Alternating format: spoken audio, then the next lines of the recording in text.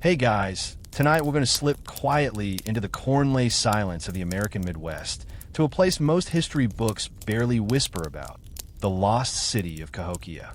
Beneath the buzzing highways, outlet malls, and endless pancake houses near present-day St. Louis, there once rose a city of pyramids, not of stone, but of earth. Picture it, 1,000 years ago, this land throbbed with footsteps, chants, drums, trade, and towering mounds sculpted by hand. The air is thick, the earth damp, and if you stand still long enough in the overgrown grass, you'll swear you hear something under the soil. A rhythm, a memory, a murmur that this place was once the largest city north of Mesoamerica, home to as many people as medieval London. You probably won't survive this, at least not without a few mosquito bites and a minor existential crisis about what your textbooks left out. So, before you get comfortable, take a moment to like the video and subscribe, but only if you genuinely enjoy what I do here. And if you're still awake, which would be impressive, tell me in the comments where you're watching from and what time it is. Now, dim the lights, maybe turn on a fan for that soft background hum, and let's ease into tonight's journey together. You're standing at the edge of a wide, grassy field. On the horizon, something rises. Not a hill, not a mountain, but a shape, so deliberate your brain immediately rejects it as natural. You take a few steps forward. It's Monk's Mound, the largest prehistoric earthwork in the Americas. And it's just here, quiet, stoic, almost invisible to history unless you squint. At 100 feet tall and nearly 1,000 feet wide, it's bigger than the Great Pyramid of Giza, if not in height, then certainly in footprint. And yet, you've never seen it on a cereal box or a history show. A bird of prey cries overhead, maybe a red-tailed hawk. You shade your eyes and try to imagine this field not as it is, but as it was, buzzing with thousands of people, fires crackling, markets roaring, children running barefoot over packed clay roads. Instead, there's silence. A few tourists amble by. One of them checks their phone. You silently bet they're Googling, "What is Cahokia?" You start to climb Monk's Mound, step by careful step. It's terraced, not just one big lump. And as you move higher, the wind picks up. You imagine a priest or ruler doing the same 1,000 years ago. Their hair beaded with river shells, maybe painted in ochre and soot. The top flattens out into a wide platform. From here, they would have addressed thousands. Or perhaps just watched the sunrise, or performed rituals we'll never fully decode. Historians still argue whether this mound was primarily political, religious, or astronomical. Honestly, probably all three. That's kind of Cahokia's vibe, multi-purpose mystery. You close your eyes and breathe. Below, the Mississippi River once braided through forests and wetland like silver threads. It brought trade goods, strangers, stories. Above you, the sky yawns open. You try to picture it without jet trails and smog. Just stars. Endless stars. There's something thrilling about standing on a pyramid that's not in Egypt, not in Mexico, but in Illinois. It feels like a secret, a quiet rebellion against everything you thought you knew about ancient America. And then, just to ground you a little, a child nearby says, "Mom, can I have McDonald's now?" You smile. This is the paradox of Cahokia. It's buried under interstates, whispered through power lines. And still it breathes. At the base of the mound, you notice a sign. Weather-worn, probably read by thousands. It says the mound was named for Trappist monks who settled nearby in the 1800s. That's right, this ancient city got its modern name from monks who didn't even live in it. The original name? Lost. Forgotten. Scrubbed away by time, wind, and generations of denial that anything so complex could have existed here before Columbus. You dust off your hands. The soil clings to your fingers. It's darker than expected. Rich. Alive. You wonder how many footsteps it's recorded, how many fires it swallowed, how many secrets it still holds, waiting beneath the corn. You descend the slope of Monk's Mound slowly, careful with your footing as the wind nudges at your back. There's no handrail, just a quiet sense of reverence. You reach the base, turn, and look back up. It's even bigger from down here. From this angle, Monk's Mound no longer feels like a hill. It's a monument, a declaration of ambition. It didn't just happen. It was made, layer upon layer of packed earth, basket by basket, heaped and molded by thousands of hands over generations. No metal tools, no beast of burden, just people and patience. You walk the perimeter. It takes a while. This thing is nearly the size of 14 football fields. Its base measures 1,000 feet by 800 feet, massive enough to make even the Egyptian pyramids give it a respectful side eye. The height? About 100 feet. A 10-story building, more or less. And again, this is dirt. Not granite, not marble, just dirt, but not just any dirt. The Cahokians understood their materials. Clay for structure, sand for drainage, gravel to keep the base from shifting. It's architectural knowledge passed down, refined, and applied on a scale that would make modern engineers blink. You think of your last IKEA shelf and how many screws you stripped. And yet here they were, building the largest earthen structure in North America, one scoop at a time. At the summit, archaeologists believe there once stood a massive wooden structure, likely a temple, maybe a palace, perhaps both. Burnt post holes suggest it was periodically rebuilt, maybe ritually. Some theories say it was repainted, like the vivid red stucco temples in Mesoamerica. Others argue it was decorated with animal hides, feathers, or the woven patterns of river cane mats. Historians still argue whether Cahokia's leaders were divine rulers like Egyptian pharaohs or more like high-ranking spiritual figures. But most agree, whoever lived atop Monk's Mound wasn't just hosting brunch. This was the beating heart of an enormous and mysterious society. And from here, you could see it all. To the north and east, you'd spot smaller mounds. Over 100 of them at Cahokia's peak, each with its own purpose. Some were platforms for homes or temples. Others were burial mounds. A few, like Mound 72, were something far stranger. We'll get to that later. For now, you focus on the landscape. Try to picture the city, not just in outlines and dirt, but alive.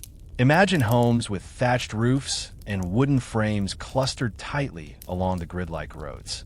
Fires smoke into the dusky sky. Children squeal, darting between clay ovens and woven baskets. Traders shout, musicians drum. A dog barks. Someone sneezes. This wasn't just a religious center. It was a metropolis. At its height around the year 1100, Cahokia may have had over 20,000 residents, perhaps even 40,000 if you include the surrounding suburbs. Yes, ancient suburbs. That made it the largest city in North America until Philadelphia in the 1700s. A fact your high school probably skipped. You pause as your foot brushes something hard. A small piece of chert, worked stone. It might have been part of an arrowhead or a ceremonial blade, or just a tool discarded 1,000 years ago by someone too tired to care where it landed. You pick it up. It's smooth on one side, ridged on the other. A fingerprint frozen in stone. You look around. There are no walls here, no marble steps, no towering ruins. Just mounds, grass, and sky. And yet you feel something. Scale. Intention. Presence. To build this mound, just this one, would have taken millions of work hours. Some estimates suggest nearly 15 million individual loads of earth were carried, likely in woven baskets, on shoulders, in hands. And they didn't just pile it up and hope for the best. Cahokians engineered it in layers, alternating types of soil to manage rainwater and shifting. In modern times, archaeologists discovered a long-buried layer of marine clay laid deliberately at one level of the mound. It swells when wet and contracts when dry, suggesting it may have helped stabilize the structure or absorb tremors. Who knew ancient dirt could be so clever? Of course, that hasn't stopped modern developers from occasionally bulldozing mounds to make room for parking lots. Yes, really. In the 20th century, several mounds were flattened. One even ended up beneath a drive-through bank. Somewhere in Cahokia right now, someone's checking their balance while parked on 1,000-year-old sacred ground. How's that for spiritual overdraft? You circle back to the base and sit down in the grass. The sun's getting low, and the shadows stretch longer. The mound looms beside you, quiet and vast. A skyscraper made of silence. A reminder that history doesn't always wear crowns or carry swords. Sometimes it just carries dirt. 4 generations. And that, somehow, feels even more impressive. You rise from the grass, dust your hands, and begin walking westward. The trail here is narrow, soft beneath your feet. Tall weeds lean in, brushing your legs with sleepy indifference. You pass a field where wildflowers now bloom, but once this space throbbed with footsteps. Thousands of them. Every day. Trudging, dancing, hauling, shuffling. You imagine yourself among them. Your feet blistered. The summer air heavy with humidity and wood smoke. You're headed toward a cluster of mounds, smaller than Monk's Mound, but still enormous if you're expecting prairie. They hit the land like soft green blisters. Platform mounds, ridgetop mounds, conical burial mounds, each built for a reason, a purpose. But the ground between them, that's where the real magic happened. You wander into what archaeologists call the Grand Plaza. It's flat, unnaturally so, carefully leveled and manicured, stretching out over 40 acres. This was likely the center of Cahokian life. Markets, ceremonies, games, fairs, possibly even punishments, though we'll get to those later. Nothing too grim, promise. You step forward into the invisible heart of the city. Imagine the thrum of it. Not just the noise, but the vibration.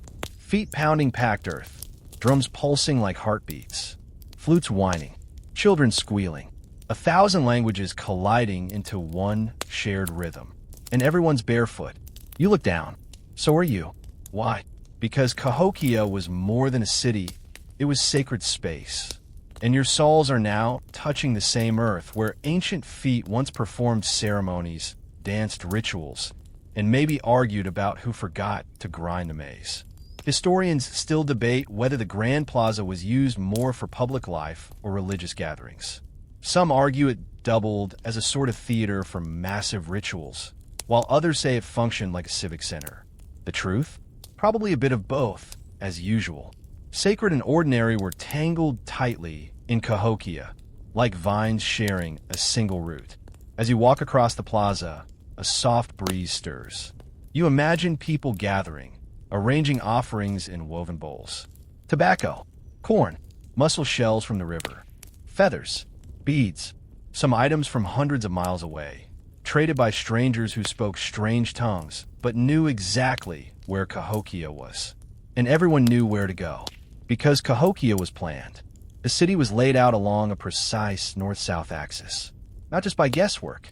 There's evidence they used astronomy and celestial alignments to lay out streets and mound placements. The entire site radiates with design, with purpose.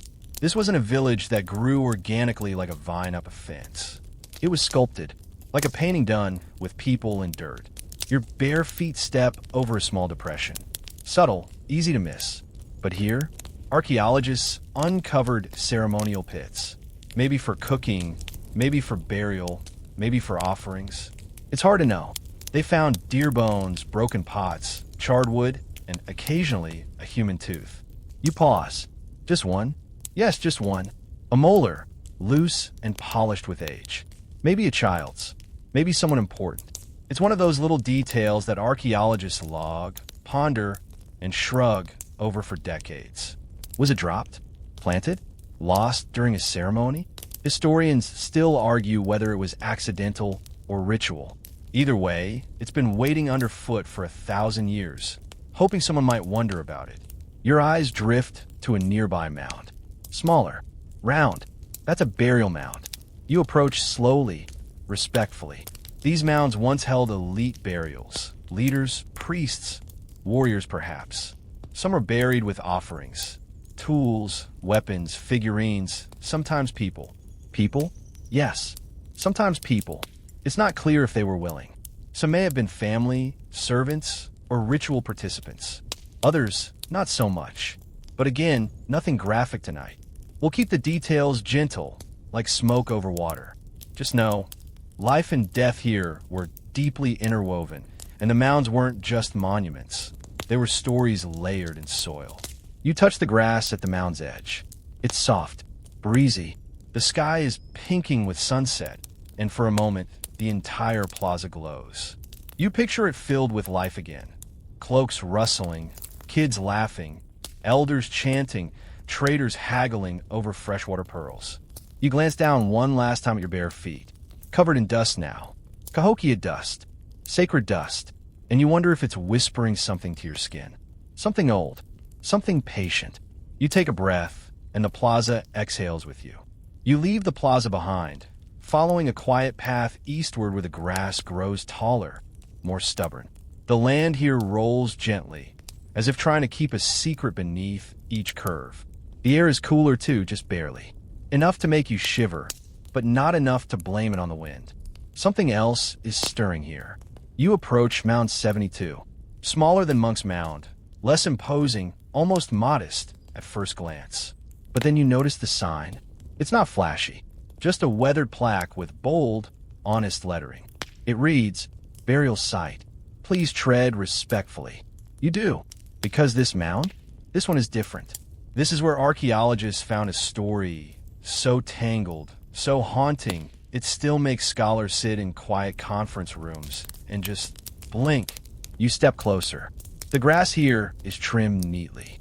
A hush seems to hang over the place, like the air is holding its breath. In 1967, Mound 72 was excavated.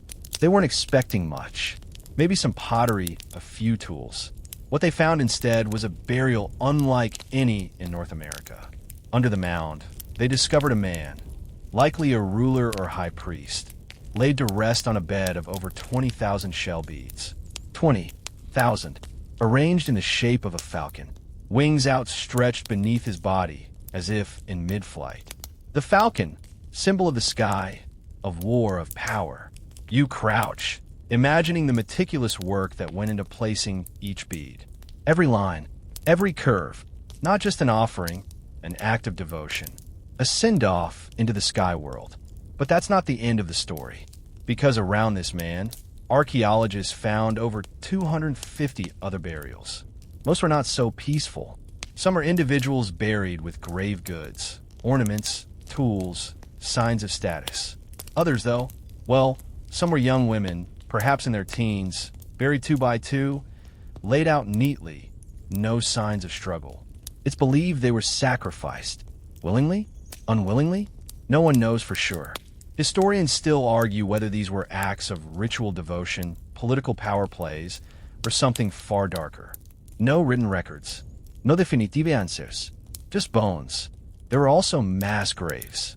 One pit held over 50 individuals, stacked, hurried. Many showed signs of violence. Others were missing heads. It's the kind of discovery that changes everything and answers nothing. You stand silently, staring at the mound's gentle curve. It looks so innocent, peaceful even, and maybe it is. Maybe this was Cahokia's sacred duty, to bury their dead in layered earth and memory, to send them off with shell beads and ceremony, to create places that looked like hills but felt like whispered prayers.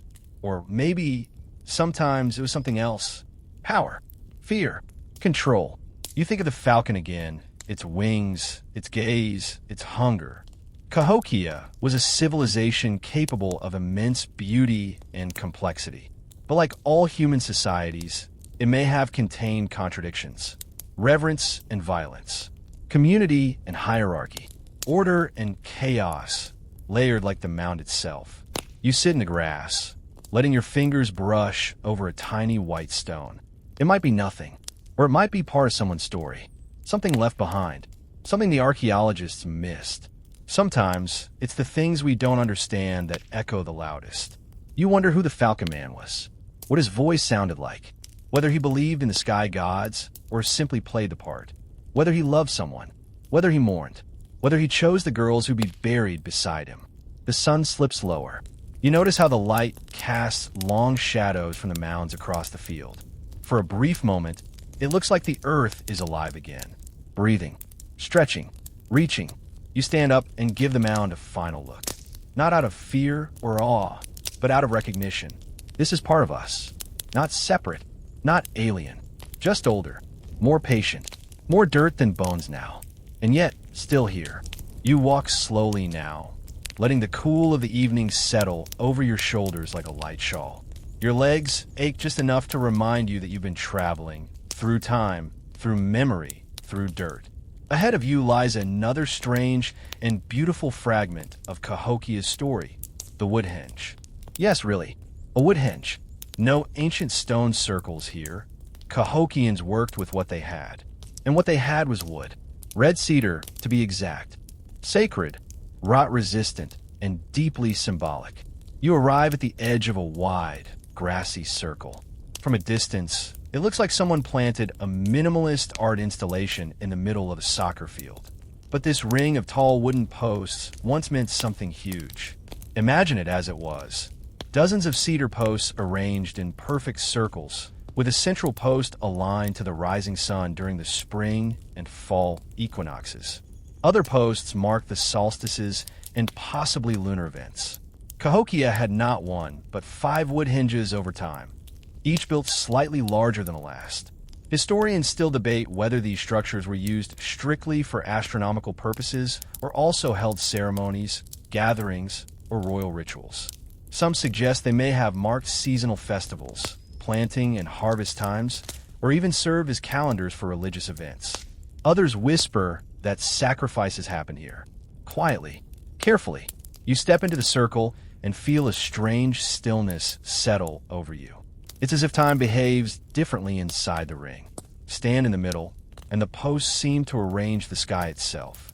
Imagine standing here at dawn on the winter solstice over 1,000 years ago. You watch as the first light breaks over the horizon, and it aligns perfectly with one post, the sacred post. The moment isn't just sunrise. It's a promise, a reminder. The world is still in order. The Cahokians likely used this knowledge to guide agricultural cycles. Corn, beans, squash, these weren't just food. They were life itself. You don't guess when a plant. You know. And the woodhenge was your clock, your compass, your cosmic receipt. And yet it's not all math and maze. This is also where people gathered. Imagine hundreds of figures, bundled in woven cloaks, watching the sun rise in reverent silence. Or maybe not so silent. Maybe there were chants, dances, someone banging on a hollow log drum, someone sneezing because it's cold. You reach out and touch one of the replica posts. The wood is smooth, modern. These are reconstructions, after all. But even that feels powerful, like touching a ghost's handprint. And speaking of ghosts, there's something else. At the original woodhenge site, archaeologists uncovered post holes that didn't match the rest. One, in particular, was off-kilter, larger, deeper. Some suggest it held a totem. Others think it was part of throne or platform. But there's a strange theory, too, that it marked a grave. Or a body suspended in the air. Yes, you heard that right. Suspended. Some indigenous traditions speak of sky burials, where the dead are placed high above the ground to be closer to the heavens. No evidence confirms it happened here, but the post hole has a peculiar solemnity about it. Historians still argue whether Cahokians believed in a sky world, an underworld, or both. Most agree they saw the universe in layers, above, below, and in between, each connected by rituals, by pathways, maybe even by cedar posts. You lie down in the grass, just for a moment, staring up through the empty spaces between the posts. You imagine stars flickering through those gaps. Alignments, messages, maybe even a warning or two. Don't mess up the maze cycle again, Darren. A laugh escapes you. You're not sure where it comes from. Maybe Cahokia's spirit has a sense of humor. You'd have to spend centuries buried under subdivisions and still make people pause and wonder. The circle around you feels steady, calm, like standing inside a great wooden gear that once turned with the seasons. It's not turning anymore, but its memory still hums. And so, you close your eyes. You can still see the sunrise. You wake to the sound of insects, the kind that never quite sleep. Their hum carries across the grass like low static, wrapping the mounds and wooden circles in a soft acoustic blanket. You stretch your legs, roll your shoulders, and rise. It's darker now, but a soft silver moon has taken over where the sun left off. And by its light, you're heading to the edge of town. Not the outermost boundary. Mind you, Cahokia extended for miles beyond this point, bleeding into surrounding communities, satellite villages, and distant kin. But you're approaching a kind of threshold, the place where sacred city meets sacred silence. There, in the semi-darkness, you find it. A wall, a massive one, a wooden stockade nearly 2 miles long once encircled the central part of Cahokia. Logs sharpened to a point, set close together, reinforced with crossbeams and bastions. Watchtowers at intervals so guards could peek out and nod solemnly at each other like, yep, still forest. You tilt your head, trying to imagine its full scale. It's not just impressive, it's confusing. Because a wall like that, it means something. You run your fingers along the soil where the original trench was dug. Deep, purposeful. Each post was buried about a meter into the ground. That's thousands of logs harvested and hauled from miles away, shaped and lifted into place. No forklifts, just muscle and mud. And then they did it again, 3 or 4 times. Each rebuild slightly different, suggesting not just maintenance, but maybe shifts in politics, ritual, or leadership. Historians still debate whether the wall was purely defensive or if it held a more symbolic role. Was Cahokia at war? Was this wall meant to keep enemies out, or perhaps keep power in? You step back and take it in, a great fence, but also a statement. This is where the sacred begins. Or perhaps this is where you stop asking questions. Inside the wall lay the city's spiritual and political heart. Monk's Mound, the Grand Plaza, elite homes. Outside it, the common folk, farmers, traders, craftsmen, people who may never have stepped beyond the palisade their entire lives. You wonder what they thought about that. Did they feel excluded? Or did they feel protected? The answer probably depends on whether they were invited to the solstice feasts. You picture a farmer, let's call him Wayno, kneeling by his corn rows, squinting up at the wall in the distance. Does Wayno envy those inside? Or does he roll his eyes and mutter something about ceremonial types with fancy beads and no idea how squash grows? You may never know, but you do know that the wall didn't last forever. It fell into disrepair, was rebuilt, fell again. Some say the final version wasn't maintained at all, just slowly reclaimed by vines and neglect. Maybe the purpose changed. Maybe the people did. You move along its imagined edge, where once the city pulsed and the guards squinted and the ruling class strolled behind wooden comfort. Eventually, you reach a gap. It's just an open space now, but archaeologists believe this was one of the main gates. A checkpoint, maybe guarded, maybe ceremonial, maybe both. It would have been flanked by bastions, watching all who passed. You step through it, and as you do, you feel something strange. Not fear, not reverence, permission, as if Cahokia itself is saying, you may enter now, which is comforting and also mildly unsettling. Who gave it your name? You continue walking, this time along what was once a main road, paved not with stone, but with effort. A processional way. The earth here is just a little firmer, a little more worn.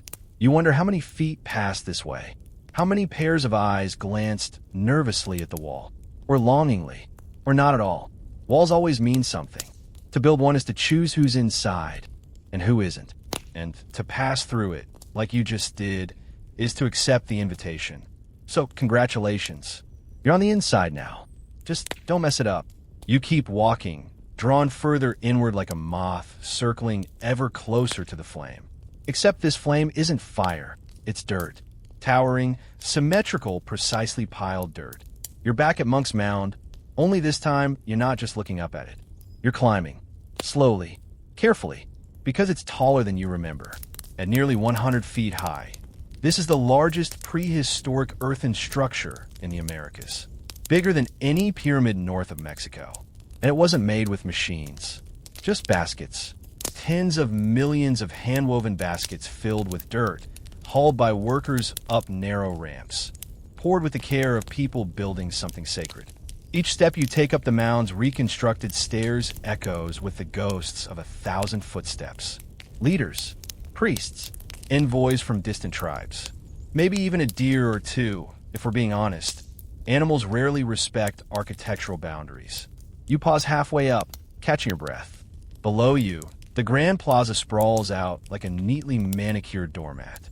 Beyond that, the outlines of other mounds, wood hinges, and neighborhoods ripple gently under moonlight. You can almost hear music from a long-gone festival. Drums, flutes, laughter, maybe even a sarcastic teenage grunt. Cahokia, at its height, was alive. And here at the top of Monk's Mound, you're standing where power happened. The summit once held a massive building, possibly a temple, maybe the home of a paramount chief. The kind of person people refer to as the Great Sun, or he who eats first and tells others whether they eat at all. No one knows his name, but his shadow lingers here, stretching across centuries. You imagine the view from that building's wooden porch, the sun rising over the Grand Plaza, processions lining up below, dancers in feathered cloaks, runners delivering messages from villages 100 miles away. This wasn't just a city, it was the city, a political, spiritual, and economic center drawing thousands of people from across the continent. From the top, you begin to understand the scope. Cahokia wasn't some isolated experiment. It was a hub connected to far-flung trade routes that reached the Great Lakes, the Gulf Coast, and maybe even Mesoamerica. They traded copper, mica, flint, shells, and stories. Lots of stories. But it wasn't just goods that moved, it was ideas. Agricultural practices, religious symbols, art styles, the spread of mound building itself. It all flowed through Cahokia, carried on the backs and lips of thousands. You sit down near the edge, where ancient leaders may have once done the same. You're trying to picture it as it was. Bright, crowded, loud. Historians still argue whether Monk's Mound was purely administrative or deeply ceremonial. The truth is likely both. In Cahokia, spiritual authority and political power weren't separate. They were the same thing, braided together like river roots. You wonder who made the decisions here. Was it a single ruler? A council of elders? A series of ritual dreams interpreted by someone with truly terrible breath? Because honestly, some of those masks they wore didn't exactly look dental-friendly. The truth is, we just don't know. And that's part of the mystery. You lie on your back, looking up at the stars. No city lasts forever. Even the biggest mounds eventually erode. But here on this ancient rooftop, you feel the weight of what once was and the echo of what it still means. You imagine a boy, maybe 13, sneaking up here one evening, eyes wide, heart pounding. Not loud, of course, but curious, awed. He stands at the edge, like you, and sees the whole city laid before him. Fires flicker, shadows dance, and in that moment, he realizes he's part of something massive. You too are part of something massive. You whisper a thank you to the earth, to the people who built this place, to the hands that carried dirt and dreams and legacy. Then you begin your descent, slowly, so as not to wake the city below. Your steps down the mound are slower than your climb. Not just because the slope is steep, but because part of you doesn't want to leave. The view, the silence, the strange sense of ancient gravity pulling you inward, it lingers. Still, you reach the bottom, where the Grand Plaza stretches out before you like an invitation. This isn't just open space. It's carefully cleared, flattened by centuries of foot traffic and ritual maintenance. Nearly 50 acres wide, about the size of 35 football fields, it was the heart of Cahokia. Not metaphorically, literally. Everything radiated out from here. You stand in the middle, hands on your hips, and try to imagine what it once looked like. Crowds, color, chants, the smell of wood smoke and roasting corn. This was where Cahokia gathered. Ceremonies, trade fairs, processions, maybe even a few casual wrestling matches, though we're still waiting on the clay tablets confirming weight classes. It was a space where spiritual devotion and civic life collided, with no clear line between the two. Historians still argue whether the plaza had a strictly ritual purpose or also hosted more mundane activities, like public announcements, games, or trials. The truth is, the ancient world didn't compartmentalize life like we do. Worship blended with celebration, agriculture with astrology, politics with performance art. You enter the open field, and your footsteps feel small. To one side stands Monk's Mound, to the others secondary mounds, platforms, conical burial mounds, ridgetop mounds with unknown purposes. They form a rough rectangle, framing the plaza like teeth around a smile. You feel like you're standing in the center of a giant cosmic diagram. And maybe you are. Some scholars suggest the plaza's orientation was intentional, aligned with the cardinal directions, the sun, or the moon.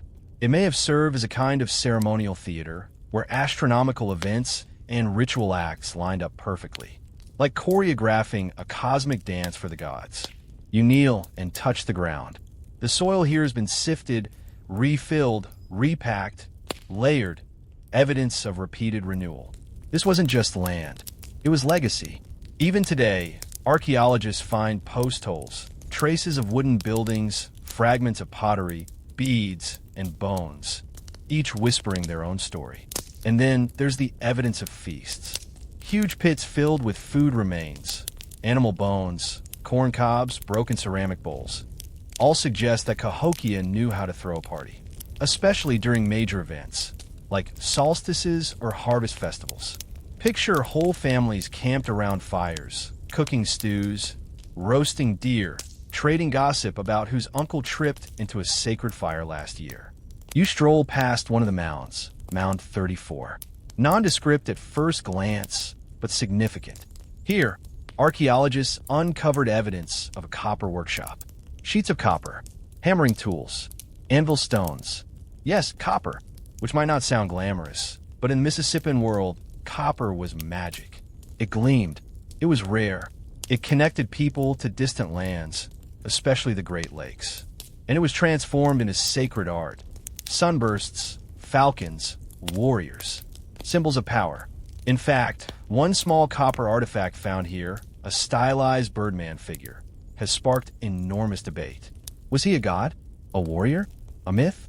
Historians still argue whether the figure represented a deity from Cahokia's own mythology or reflected imported beliefs. What's clear is that the people of Cahokia believed in symbols. Not just believed in, they lived through them, wore them, danced them, buried them with the dead. As you circle the plaza, you begin to feel the layout of the city in your bones. Not random, not chaotic. It was planned, designed, engineered to impress, to inspire awe, to remind everyone, even you, that this was a sacred landscape. You lie down in the middle of the Grand Plaza, flat on your back, and stare up at the stars. They're not just pretty tonight, they're perfectly placed. And you wonder, just for a moment, if maybe they were watching too. The people of Cahokia, the priests, the builders, the basket carriers, the stargazers. Maybe they're still here in some way. Not haunting, just lingering, curious. And maybe, like you, they like to lie on their backs and look up, dreaming of something bigger than themselves. Something like Cahokia.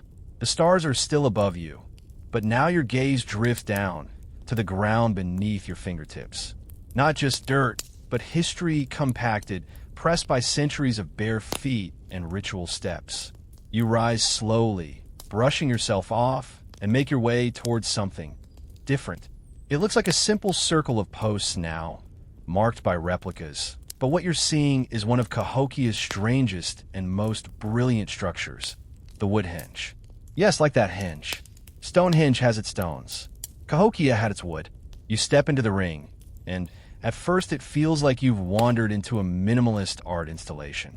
Wooden poles spaced evenly in a broad circle. But then your brain catches up, and you realize this was an ancient observatory. A calendar, a cosmic clock, built from trees and sky. There were several wood hinges at Cahokia, built and rebuilt over the years, always slightly adjusted, fine-tuned to better track the sun's movements.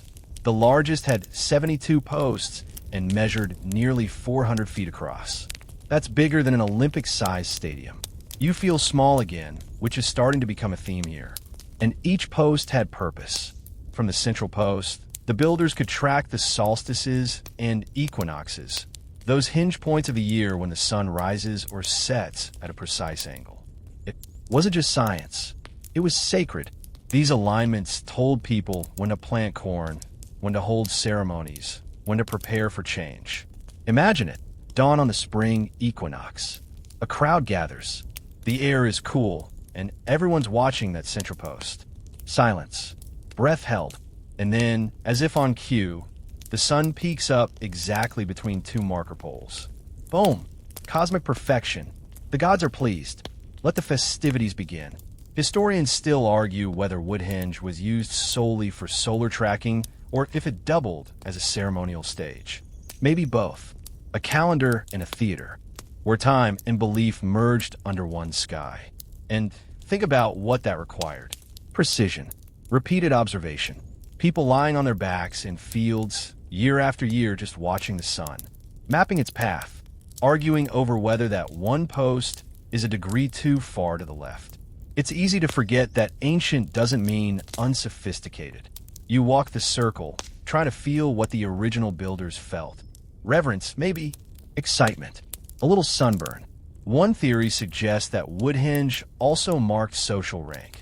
Certain people stood in specific places during ceremonies. It wasn't just who showed up. It was where you stood when you did. And that center post? Probably reserved for the chief or priest. The one who declared the season.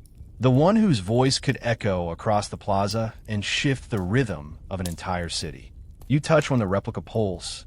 The original ones, of course, decayed long ago, but archaeologists found the post holes, some charred, some filled with debris, all speaking the same message.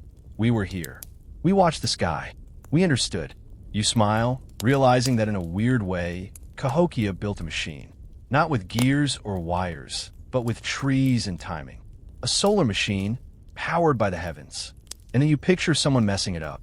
Maybe a young apprentice, tasked with setting one of the posts, who just eyeballs it instead of measuring. The sun rises, everyone's watching, and it's clearly 2 feet off. Panic. Shame. A lecture that definitely involves the phrase, "You had one job, Kalu." Of course, they fixed it. Adjusted. Improved. Because the people of Cahokia weren't passive. They were active observers of their world. Curious. Detail-oriented. And profoundly in tune with the cycles of nature. And as you walk slowly to the center of the circle, you realize something else. This wasn't built to last. Not in the way stone monuments were. With decays. Post-haut. And yet, they built it anyway, again and again. Why? Because sometimes the point isn't permanence. Sometimes it's participation. To watch the sunrise. To mark a moment. To be part of a living ceremony, even if it fades. You look to the horizon. Tomorrow, the sun will rise again. And somewhere, even now, someone will notice. The circle of wooden posts behind you slowly disappears into the misty night air as you wander away from the plaza, following a faint trail towards something far quieter and far stranger. You're heading toward the edge of the city now, where the ceremonial grandeur begins to fade into something more somber, where celebration gives way to mystery. You're walking into the realm of the dead. Here lies Mounds 72. From the outside, it looks smaller than the others. A gentle ridge, maybe 10 feet tall, not all that impressive compared to the monolithic bulk of Monk's Mound. But looks deceive, because beneath this mound lies one of Cahokia's most shocking discoveries. You approach slowly, not because anything's about to jump out, but because you can feel the weight of it, the stillness, the unsettling knowledge of what's below. In the 1960s and 70s, archaeologists excavated this mound and found something that blew everyone's collective sandals off. More than 270 bodies buried inside, some carefully laid out, others not. At the center, a man, probably an elite leader, was buried on a bed of over 20,000 shell beads, arranged in the shape of a falcon. His wings outstretched, his head turned. The beads sparkled, bright and precise, forming a sacred shape of power. Around him, other bodies, some buried with reverence, others apparently sacrificed. Young women, their hands carefully arranged, multiple layers of burials in tightly packed pits. And just like that, the story shifts. Because Cahokia wasn't just a place of celebration, astronomy, and art. It was also a city of rituals. Some of them beautiful, others deeply disturbing. Historians still argue whether the mass burials were truly sacrifices or symbolic deaths. Some suggest they were captives taken during warfare, others that they were local individuals selected for ritual reasons. The truth is, we don't know. Not fully. And maybe that uncertainty is part of the point. You walk slowly around the site, feeling the contrast between the sacred and the violent, between beauty and brutality. It's a duality that ancient societies didn't shy away from. Death and power were tightly woven together, often inseparable. You pause near a marker where the falcon bead burial was found. That image stays in your mind. Bright shells, wings outstretched, eyes forever closed to the sky. Was this man a priest? A warrior? A ruler claiming to soar into the next world? One theory even suggests he was a shaman king, a living link between the human and the divine. His burial wasn't just personal, it was cosmic theater. And then there's the engineering. To build such a burial, Cahokians had to plan it meticulously. Gather the materials, shape the beads, arrange the bodies, construct the mound afterward. It wasn't chaos. It was choreography, a final act on a very quiet stage. You sit at the foot of the mound, letting your thoughts settle. And here's the thing. This wasn't the only burial mound in Cahokia. There were many. Some held single individuals, others entire groups. And while not all show signs of sacrifice, the theme is consistent. Death was not the end. It was a transformation, a transition into a new role, maybe even a new form. Cahokians believed in an afterlife, not some vague paradise in the clouds, but a layered, vibrant cosmos, with an underworld of water and monsters, a middle world, this one of people and plants, and an upper world of sun, stars, and spirit beings. Burials were journeys through those layers, mapped through mounds. It makes you think differently about the skyline of this ancient city. All those mounds, they weren't just buildings. They were markers, ladders, portals.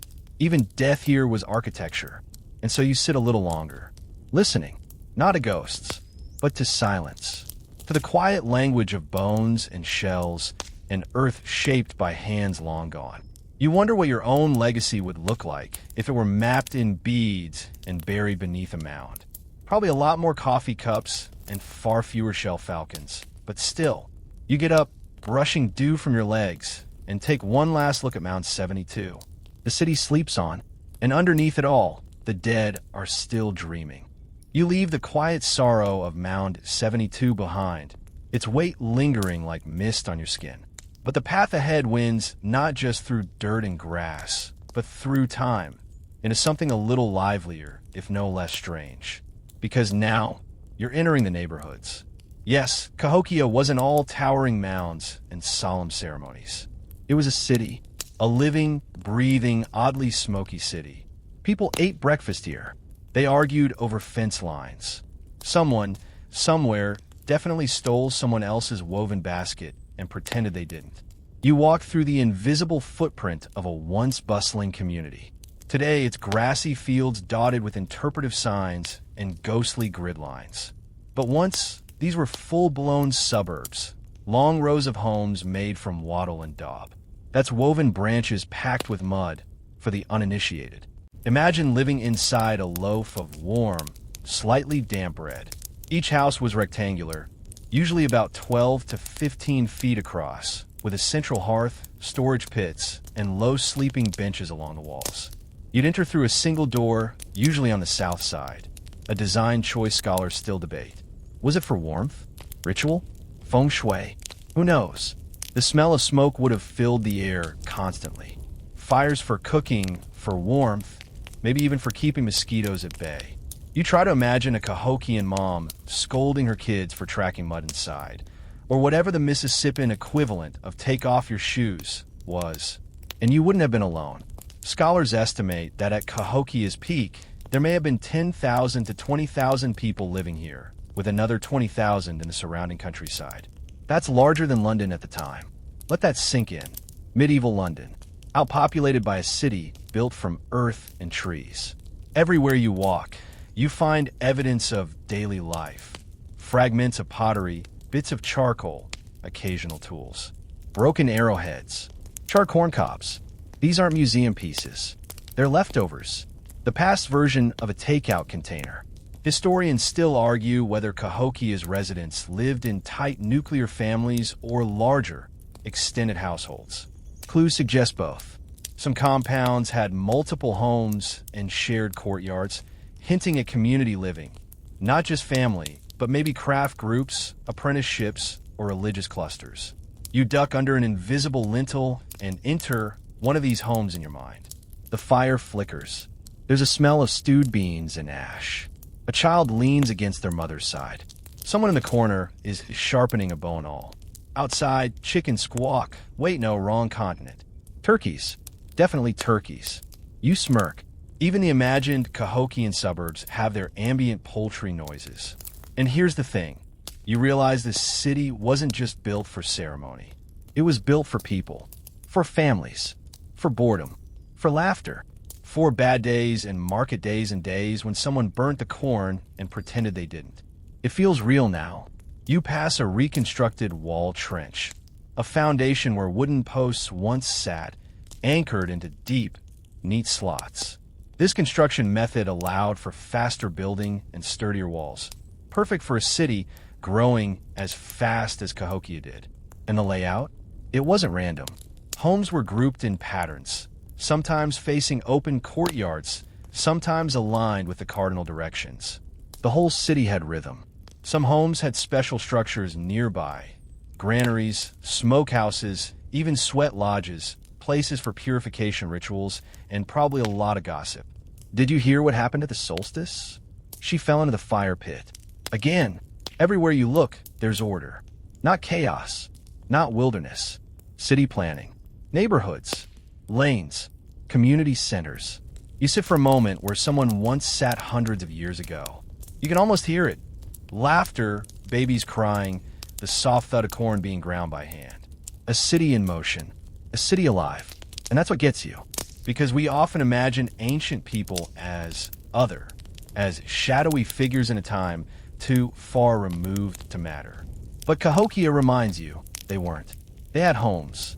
They had favorite meals. They had next-door neighbors who left trash just a little too close to the shared fence. And for a moment, the veil between past and present feels whisper thin. You lean back, hands behind your head, and let yourself exist here. Not in some great ceremonial plaza, not atop a royal mound, but in the backyard of someone's once normal, once messy, once beautiful life. You stretch, shift your weight, and keep walking past the invisible houses and echoing alleyways of a vanished neighborhood. Ahead, the ground begins to change. Not dramatically, but subtly. The earth softens, then firms. You're approaching something vital, something Cahokia literally could not have survived without: water. Now, you might be thinking rivers or wells, and yes, those matter too. But here, we're talking about something more sculpted. You're standing at the edge of an ancient borrow pit. At first glance, it just looks like a pond, quiet, still, maybe a few frogs clinging to the edges. But this was once a buzzing hub of activity. People came here not for reflection, but for digging. Tons of earth were removed from this pit to help build the mounds. That's why it's called a borrow pit. They borrowed the dirt. Though if you ask the land, it was more like a long-term, zero-interest, never-paid-back loan. But here's where it gets interesting. These giant pits didn't just sit empty afterward. Cahokians turned them into something beautiful. They became fish ponds, wetlands, reservoirs. Places where reeds grew thick and fish darted like flickers of silver between cattails. And the air? It would have been buzzing with dragonflies. Frogs singing like they were auditioning for a Broadway play. Herons standing motionless with that "don't mess with me" energy. It was alive here. You crouch at the edge, imagining the splash of someone casting a net. Maybe a young boy, eager to impress. Maybe a grandmother who's been fishing this spot since before he was born, and who always catches more. Historians still argue whether these borrow pits were intentionally engineered for aquaculture or just repurposed opportunistically. The fish weren't just for eating, though they certainly ended up over the fire. They also served in rituals, offerings, and seasonal feasts. And don't overlook the plants. Wetland plants, like cattails, duck potato, and arrowhead, were foraged for their edible roots and fibrous stalks. Women likely did much of the gathering, their ankles deep in mud, their baskets filled with green gold treasure. You picture a scene, a group of women knee-deep in the water, laughing, pulling plants, scolding someone's toddler for trying to eat a frog. It's not a museum exhibit. It's just life. The borrow pits weren't all the same, either. Some were huge and remained filled year-round. Others dried seasonally. And because Cahokia sat near the confluence of major rivers, the Mississippi, the Missouri, and the Illinois, it was in a prime spot for managing water. A sweet spot, really. Not too swampy, not too dry. Just enough to live, grow, build, and feast. But water wasn't just for food. These wet spaces also held symbolic meaning. Water was the realm of the underworld in Mississippian cosmology. A place of spirits, monsters, rebirth. Being near it, working in it, even burying things into it was a way of touching the other side. Not scary, more like sacred. Remember how the dead in Mound 72 were buried with care, layers upon layers? Now imagine rituals near water, quiet offerings, whispered prayers, maybe even songs echoing across the surface as the moon rose. You feel it now, don't you? That hush, that reverence. You dip your fingers into the edge of the pond. It's cool still. Somewhere, a bullfrog croaks like it's trying to start a conversation. And just like that, the past feels closer again. You think about how much work it must have taken to maintain this space. Scooping mud, rerouting rainwater, repairing banks. All done with tools made of stone, wood, bone. No excavators, no concrete, just skill and sweat. It wasn't easy, but it worked. Because Cahokia didn't just rise through force or luck. It endured century after century because it adapted. Borrow pits became life-giving oases. Trash heaps became garden beds. Even floodplains were used wisely. You look up at the sky, now mirrored in the still water beside you, and you realize the people of Cahokia didn't just live on the land. They listened to it, worked with it, learned from it, and in return, the land let them build a city of dreams. You rise from the edge of the water and shake the coolness from your hands. Behind you, the city sprawls in a sleeping hush, but ahead, the fields begin to stretch wide and open. Not wilderness. No, not at all. These fields were carved, coaxed, and crafted. Because tonight, you're stepping into Cahokia's farmland. Now, when you think of ancient agriculture, you might picture rugged men with bronze tools hacking at stubborn soil. But here, things were gentler, smarter, and honestly, a little more satisfying. You walk along raised planting beds, their shapes still faintly visible if you squint just right. These weren't haphazard gardens. They were methodically laid out plots, aligned with the rising sun, watered with clever canals, and tended like bonsai forests with infinite patience. The dominant crop? Corn, but not the candy-colored kind you find in plastic wrappers. This was maize. Tall, golden, rustling like gossiping silk in the wind. Cahokians called it life in more ways than one. It wasn't just food, it was spiritual sustenance, a being in its own right. You pluck a phantom ear from a stalk and imagine biting in, warm, smoky, straight from a clay oven. No butter needed, just earth, fire, and time. But they didn't stop at corn. Beans climbed up those tall stalks like roommates sharing rent. Squash sprawled along the base, its broad leaves shading the soil. The Three Sisters, they were called. Not just food, but a genius farming method. Corn gave beans something to climb. Beans fed nitrogen into the soil. Squash kept weeds at bay. Tell me that's not permaculture with a side of poetry. Cahokians likely planted in a rhythm tied to the cosmos.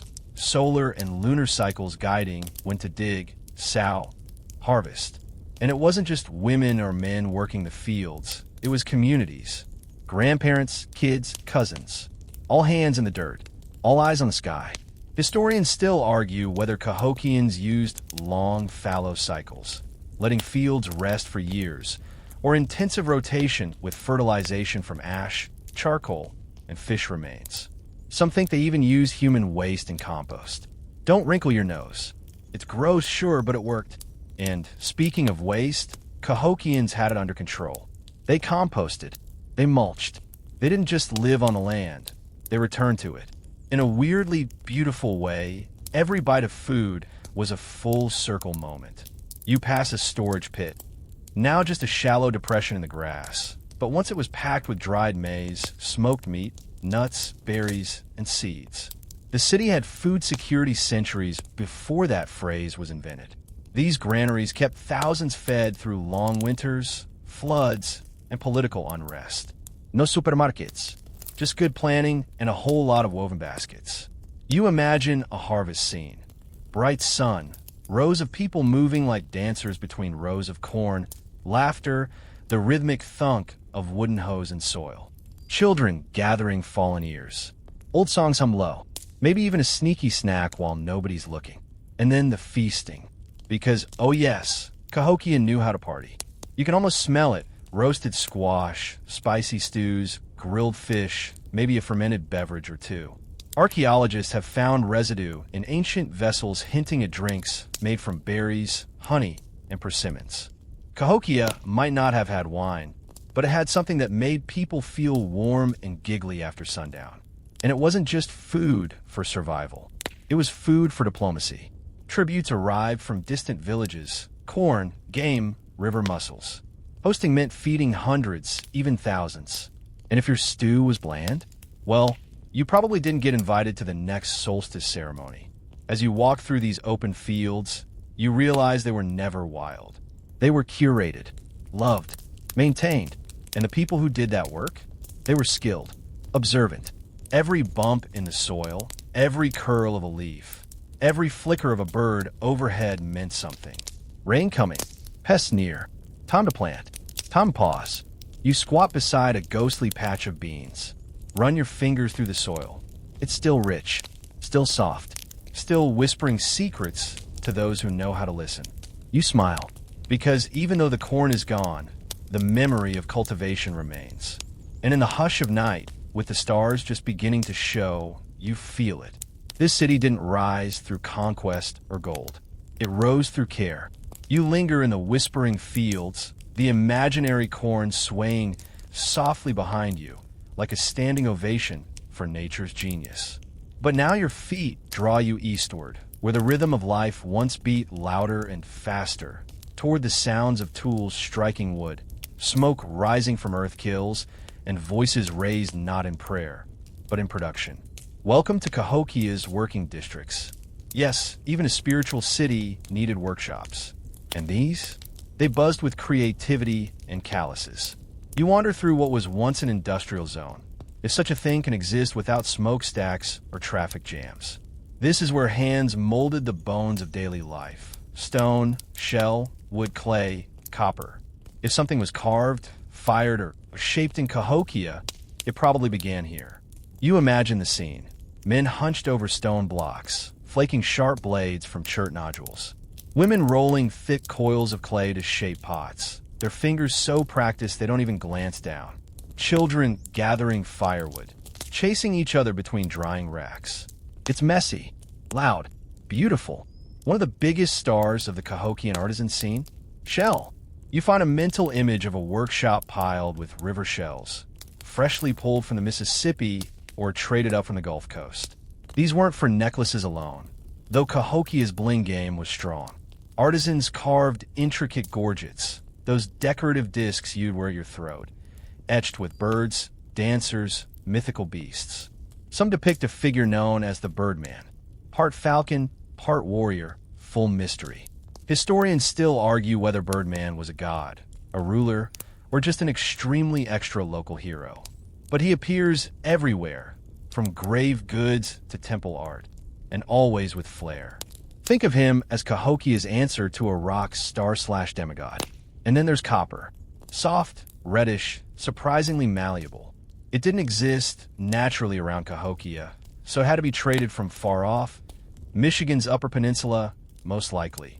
Which is wild. That's over 800 kilometers away. You picture that exchange, bundles of furs and beads, handed over in smoky longhouse meetings in return for shimmering greenish nuggets. And what did Cahokians do with copper? Oh, only everything fabulous. Breastplates, masks, beads, thin sheets pressed into elaborate designs using stone hammers and antler tools. They even made copper-covered wooden tablets, possibly for ceremonial use. The shimmer alone would have caught torchlight like magic. You step into a phantom pottery shed, shelves stacked with wide, round jars. Some are plain, purely functional, meant for cornmeal or water. Others? Elaborate, swirled within size patterns. Handles shaped like birds or people or something halfway between both. Fired in earth pits that belched heat and ash for days. It wasn't just decoration, it was storytelling. Even a bowl told a tale. And not all the labor here was glamorous. Cahokians also worked in bone and wood. They carve awls, fishhooks, tools, and toys. Yes, toys. Archaeologists have found tiny clay figures, miniature animals, people, even tiny sleds. Proof that in between spiritual epiphanies and city-scale engineering, someone still made time to make a toddler smile. And while you might expect this work to be gendered, it wasn't necessarily strict. Women made tools. Men decorated pottery. Children apprenticed in everything. This wasn't a world of rigid lines. It was a world of roles that flowed like water, changing with age, season, or need. One debate still circles Cahokia's workshop culture like a hawk in the wind. Were artisans full-time specialists or just part-time crafters with side gigs? Historians haven't agreed. Some think elite artisans were supported by the ruling class. Others say everyone chipped in. Probably it was both, because when has any city been just one thing? You lean against an imaginary beam, watching the flicker of ghost fires and feeling the hum of labor that once filled this space. And it hits you. We don't just remember Cahokia because it built big mounds. We remember it because it built beautiful things, useful things, personal things, sacred things. And every one of them passed through someone's hands. Hands that learned, bled, fumbled, and finally perfected. So next time you see a broken pot in a museum case, chipped and gray and ordinary, remember this place. And remember the woman who made it with care, fired it with sweat, and maybe cursed when she dropped the first one. She was here. She mattered. You step away from the warm, ghostly clatter of Cahokia's workshops, your ears still ringing with the imagined rhythm of tools and chatter. But now the air shifts, cooler, quieter. Less about creation, more about meaning. Because you're approaching a space where symbols spoke louder than words. Cahokia wasn't just a city of things. It was a city of ideas. And those ideas weren't written in books. They were carved into mounds, painted on walls, worn on bodies, and whispered into the ground. Tonight, you're walking into Cahokia's sacred geometry. Let's talk layout. You remember Monk's Mound. Massive, looming, impossible to ignore. But zoom out a little. Picture a drone shot, centuries before drones existed. What you'd see isn't chaos. It's order. The city's core was laid out on a precise north-south, east-west axis. A grid. A cosmic map. Monk's Mound sat at the center like a spine, and everything else flowed from it with mathematical neatness. Plazas. Courtyards. Ceremonial spaces. The placement wasn't random, it was intentional. Historians still argue whether Cahokia's urban plan mimicked the cosmos or created a sacred diagram for ritual life. Either way, it wasn't just for show. It told you where to go, where to gather, even where to look at the sky. You walk into one of those plazas now. It's empty, but the size takes your breath away, larger than 12 football fields. You imagine it filled with people, celebrations, rites, maybe even competitions, laughter, shouting, songs echoing off clay walls. Some archaeologists think Cahokia might have had ball games like the ones played by the Maya. Not confirmed, but would it surprise you? Off to the side, a series of wooden posts once stood tall in a circular pattern. Cahokia's wood hinge. Yes, like Stonehenge, but made of red cedar and equally awesome. These massive timber circles were used for solar tracking. Sunrises on solstices and equinoxes lined up perfectly with marked posts. So, if you were a Cahokian pre-scientist astronomer, which might have been one job title, honestly, this was your timekeeping toolkit. No batteries required. And here's the kicker. Multiple wood hinges existed, built Used, dismantled, rebuilt. Like cosmic calendars for an ever-evolving people. You reach out and pretend to touch one of the posts. It's smooth, warm in the sun. It hums with the passage of time. But sacred geometry wasn't limited to the stars. It was in the mounds too. Take the twin mounds. Two nearly identical earthen pyramids set apart at just the right distance, forming a visual gateway. Or the Rattlesnake Causeway, a straight road running perfectly east-west, linking the city to the rising sun. Scholars believe it may have represented the path of life or the underworld, or both. And then there's Mound 72 again, quietly waiting in the background like a memory. Remember that Birdman burial? Well, when you trace a line from Mound 72 to Monk's Mound, it aligns almost perfectly with the summer solstice sunrise. That's not an accident.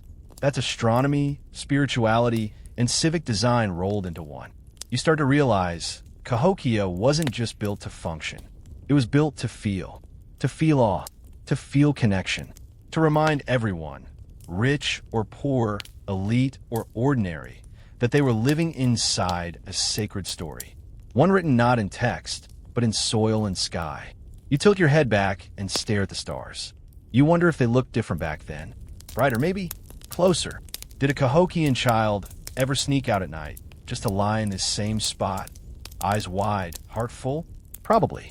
And maybe, just maybe, that child grew up to become one of the planners. One of the dreamers. Someone who saw the world as a living grid of light and meaning, and decided to build a city that mirrored it. Sacred geometry didn't just organize space. It organized belief. And in Cahokia, belief was everywhere. Planted like corn, painted like clay, raised like a mound. You feel it now under your feet. A blueprint, not of stone and steel, but of sunrises, shadows, and spirit. And in the silence that follows, you understand. Cahokia was less a city you lived in, and more a city you lived with.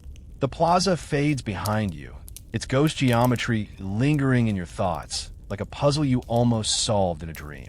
Your feet drift to softer paths now, worn not by crowds or ceremony, but by quieter, more intimate journeys. Because now, you're heading into the neighborhoods. Yes, Cahokia had neighborhoods. Blocky, neatly spaced household clusters fanned out from the urban core like petals, each one a miniature world of its own. If the mounds were for the gods, these were for the everyday. You stroll through one such cluster now. It's early morning in your mind, and the sky is turning the color of crushed persimmons. Smoke curls from thatched rooftops. The scent? Wood fire and stew. A dog trots past, tail wagging. Somewhere, a baby is already crying. Life, messy, domestic, real. These homes weren't stone castles or log cabins. They were wattle and daub houses, wooden frames smeared with mud and straw, then topped with thatched roofs. Cozy, not primitive. Functional, but not joyless. Inside, packed earth floors, woven mats, baskets filled with seeds and snacks, pottery in every corner. Historians still argue whether extended families lived together in big shared spaces or clustered side by side in private homes. The evidence suggests both. Some neighborhoods had what we'd call backyard kitchens. Others had communal ovens. The rhythm of life shifted with season, status, and who had the best fish that day. You peek through an imagined doorway. A woman's grinding maize. A teenager's weaving river cane into a mat. A small child's trying to eat a beetle. All perfectly normal. And there's laughter here, plenty of it. Despite the work. Despite the rules. There's teasing, stories, lullabies, arguments over who forgot to patch the roof. Because yes, even in a sacred city, someone always forgets to patch the roof. You pause at a midden heap. That's the polite term for ancient trash pile. Not glamorous, but wildly revealing. Archaeologists adore these things. They've found broken tools, burned bones, fish hooks, even the occasional lost ornament. One midden even held the remnants of a feasting event so massive it involved hundreds of deer. You know a place by what it throws away. And Cahokia, it turns out, partied hard, ate well, and broke a lot of pottery. But these neighborhoods weren't just homes, they were microcosms. Each one mirrored the city's larger structure. Little gardens, Little shrines, sometimes little mounds, even a rhythm that echoed the core. And here's where it gets interesting. Some neighborhoods were wealthier than others. Larger homes, fancier goods, but not in a Manhattan versus Jersey kind of way. Status in Cahokia was fluid. You could rise, you could shift, and most importantly, you could belong. Remember, this city pulled in people from far and wide. Mississippi Valley folks, Great Plains wanderers, woodland tribes. They came for trade, for ceremony, for something they couldn't find back home. And Cahokia took them in. You picture a neighborhood gathering, a mix of accents, a stew of stories. Maybe a visiting uncle telling wild tales of bison hunts. Maybe a woman from a southern village teaching a new way to make cornbread. Maybe a toddler learning both at once, soaking up culture like mud on bare feet. That's the real magic of Cahokia. Not just its monuments, but its mosaics. Human mosaics. And oh, the pets. Don't forget the pets. Cahokians kept dogs, maybe even tamed turkeys. Not for Instagram, obviously, but for companionship, hunting, ritual. One burial includes a dog curled next to a person, their bones intertwined for centuries. Tell me that's not love. You crouch by a garden plot. The soil's rich. You can almost see squash vines curling around beanstalks. A chicken, okay, not native, let's say a goose, waddles by, honking indignantly. The kids giggle and scatter. And above it all, the mounds loom in the distance. Not oppressively, just present. Like mountains, like reminders. This is what a sacred city looks like from the kitchen door. Alive with footsteps, filled with smells, bursting with gossip and spilled soup and sticky fingers. And yet, still part of the great mystery. The neighborhood paths wind into fields now, and the city's hum fades into a soft rural hush. You walk with the sun at your back, the soil warm beneath your imaginary feet, rows of corn rustling like an audience settling in for a performance. Because this quiet place was Cahokia's true engine room. Let's talk agriculture. You already know corn was queen. Maize, in all her golden glory, fed the mounds, the priests, the artists, the warriors. Without her, there would be no Cahokia. But it wasn't just corn. The Cahokians were culinary multitaskers. Welcome to the Eastern Agricultural Complex. It's not a trendy new diet plan. It's a real term archaeologists use for a homegrown bundle of crops cultivated right here, long before Europeans brought over their wheat and livestock. You pass by rows of squash, some the size of your head, others small and hard, used more for storage vessels than dinner. Next, there's goosefoot, aka Chenopodium berlandieri, a leafy green with tiny, protein-rich seeds. Tasty? Debatable. Nutritious? Absolutely. And then there's sunflower. Yes, the ancestor of your snack pack favorite. Grown not just for oil, but also to be ground into flour. Historians still argue whether these native crops remained staples during Cahokia's maize revolution, or if they became more like side dishes.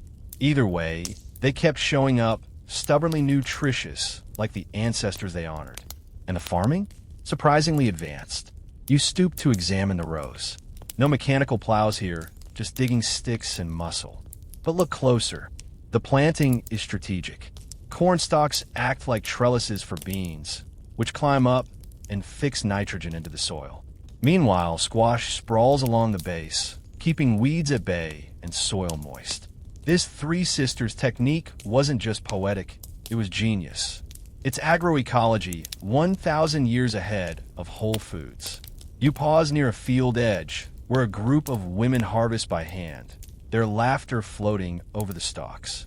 Farming in Cahokia wasn't just survival, it was ritual, seasonal, rhythmic.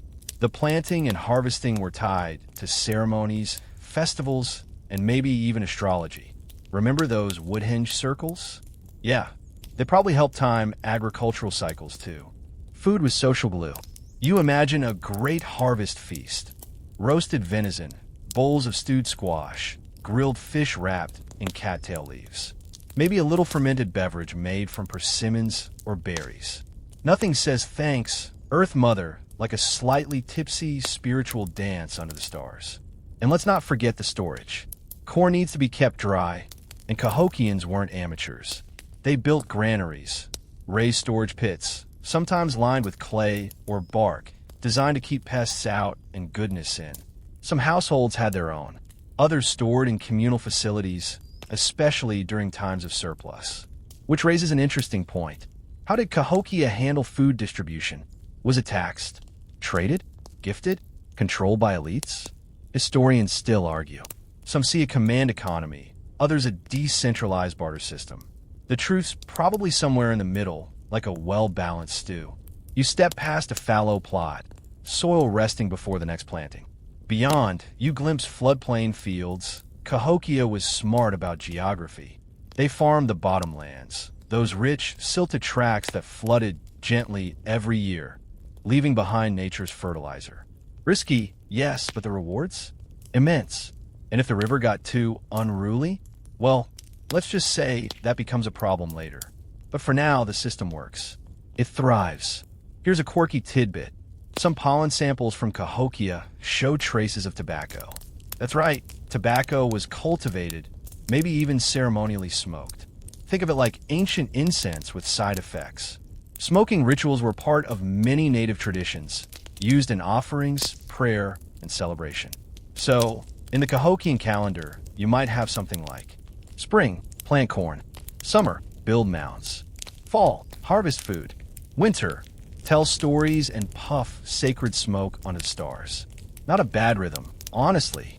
As you head back toward the city's edge, you pass an orchard of sorts, fruiting trees, maybe plums or elderberries. A few kids are trying to shake them down with sticks. You laugh. It feels real, grounded. The mounds are the city's bones. But these fields, they were its blood, pulsing with effort, nourished by sunlight, and tended with hands that knew the language of seasons better than any textbook ever could. You close your eyes, and for a moment, the city disappears. All you hear is the wind in the stalks, and the quiet, unending work of feeding a civilization. The fields fade behind you, replaced now by the soft crush of forest underfoot. Leaves whisper above, and you duck beneath low-hanging branches, stepping into Cahokia's other lifeline. The woods and rivers that wrap the city like a wild, generous blanket. See, Cahokia wasn't an island of mounds floating in empty space. It was nestled in a landscape that gave. And the people of Cahokia, they knew how to ask nicely. You step into a dense woodland, a mix of oak, hickory, and sycamore. The smell of damp earth rises. A squirrel scolds you from overhead. Somewhere nearby, you imagine the low splash of a paddle dipping into water. Let's talk resources. Beyond the city, Cahokians ventured out to gather, hunt, and fish. This was their pantry, their hardware store, their pharmacy. You crouch to examine a patch of maygrass, an ancient cereal grain. It's delicate, yes, but it grows fast, and with a bit of work, it becomes flour. Fringe? Maybe. Useful? Absolutely. A few steps more, and you find an old hickory tree. The nuts from these were boiled down into an oily mash, rich and sustaining. Want protein? Fish from the nearby Mississippi. Want tools? Deer antler. Bones. Even turtle shells. Yes, turtle shell rattles were a thing. And then there's river cane, nature's version of PVC piping. Light, strong, flexible. Cahokians used it to make everything from mats to darts to building materials. You snap a stalk in your mind. It gives with a crisp crack, and you feel oddly accomplished. Historians still argue whether Cahokians actively managed their forests, burning underbrush, replanting useful species, or simply worked with what grew naturally. Evidence leans towards some management, maybe even early forest engineering. Not eco-village with solar panels level, but not far off either. And of course, this wasn't just economic. The wild places held spirit. You cross a shallow stream, clear, cold, singing its little song as it runs over polished stones. For Cahokians, water was more than hydration, it was a passage. Rivers connected distant villages, yes, but also this world to the next. In many native cosmologies, water symbolized the underworld, or at least the place beneath. So a canoe wasn't just a ride, it was a ritual. Picture a man gliding downriver at dusk, ferrying goods wrapped in bark. maybe heading toward a mound that touches the sky. It's commerce and ceremony all at once. You emerge from the woods into a marshy wetland, cattails brushing your knees. These weren't wastelands. They were bounty zones. Frogs, eels, muskrats, reeds for weaving, roots for eating. Cahokia's chefs didn't shy away from swamp snacks. And speaking of chefs, archaeologists have found layers of food debris that suggest certain feasts included turtles. Dozens of them. Boiled, roasted, possibly even pickled. Are turtles delicious? That's up to you. But they were plentiful and packed with fat. Valuable when winter came knocking. You spot a woman bending low by a cluster of plants. She's harvesting medicinal herbs. Maybe bloodroot for mouth sores. Maybe dogbane for fiber. Maybe something she won't tell you because it's sacred and secret and not meant for tourists. And there's a debate here, one still bubbling in the academic pot. Were resources around Cahokia overused? Some scholars argue that deforestation and soil depletion helped cause the city's eventual decline. Others point to natural shifts in climate and river behavior. The truth is tangled, like the undergrowth you're walking through. But one thing's clear. Cahokia's people were not passive passengers on a riverboat. They were stewards, engineers, tinkerers. They shaped the wild, and the wild shaped them right back. And sometimes they shaped it into stories. You sit beneath a tree and listen to the wind. It almost speaks. Maybe it's telling the tale of a hunter who followed a deer into the woods and found something else instead. A vision, a god, a lesson. Because every path through Cahokia's landscape doubled as a path through the soul.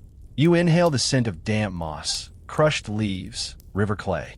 Out here, away from the monuments, Cahokia breathes differently.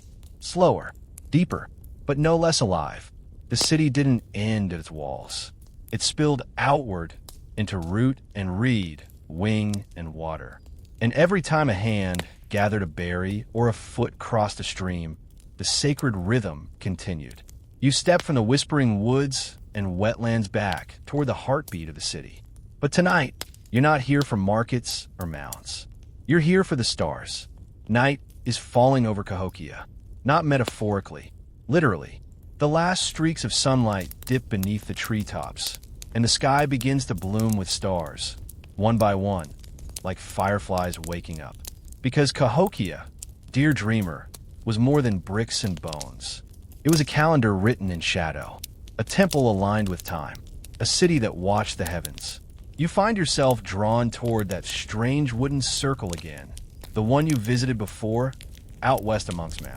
The archaeologists call it Woodhenge. You know, like Stonehenge, but with fewer druids and more wood rot. It was a ring of giant timber posts arranged with purpose, cosmic purpose, a solar observatory. And tonight, you stand at its center. The posts are gone now, of course, but in your mind, they rise like silent sentinels. They mark solstices, equinoxes, the journey of the sun. You align yourself with the eastern post and watch. The horizon glows, because tonight is the spring equinox, the moment when day and night balance perfectly. The earth pauses, breathes, and then tips forward into renewal. At Cahokia, this was no trivial moment. The city gathered. People watched from a circle and from the plaza. Priests stood poised atop Monk's Mound. And when the sun rose through that slot between posts, it meant something. It meant planting time had come. And with it, hope. Historians still argue whether Woodhenge was purely functional, an agricultural guide, or something more ritualistic. Most agree it was both. That the sky was not separate from the soil. That the cosmos and cornfields danced together. You tilt your head back. The Milky Way stretches above you like a glowing river. The ancients called it the Path of Souls, a place the dead traveled, guided by starlight and memory. And that's not just poetry. Burials in Cahokia often align with celestial bodies. Some mounds may even be built to mirror constellations. The entire city, some argue, was planned like a cosmic map, each structure and note in a sacred chord. Let's get quirky for a second. One theory suggests Cahokia's layout reflected the Orion constellation. Another links mound placements to lunar standstills. An 18.6-year cycle most modern people couldn't spot if you tattooed it on their ceiling. Yet somehow they saw it, or felt it, or both. You breathe in the cool night air. It smells of campfire smoke and wet grass. Around you, families are bedding down. Some are still whispering stories, creation myths, hunting epics, jokes about that one time Uncle so-and-so fell in the river during the corn dance. The stars above flicker in time, and you realize this was their television, their clock, their teacher. The stars told them when to sow, when to harvest, when to pray, when to mourn. A living script projected every night for those who knew how to read it.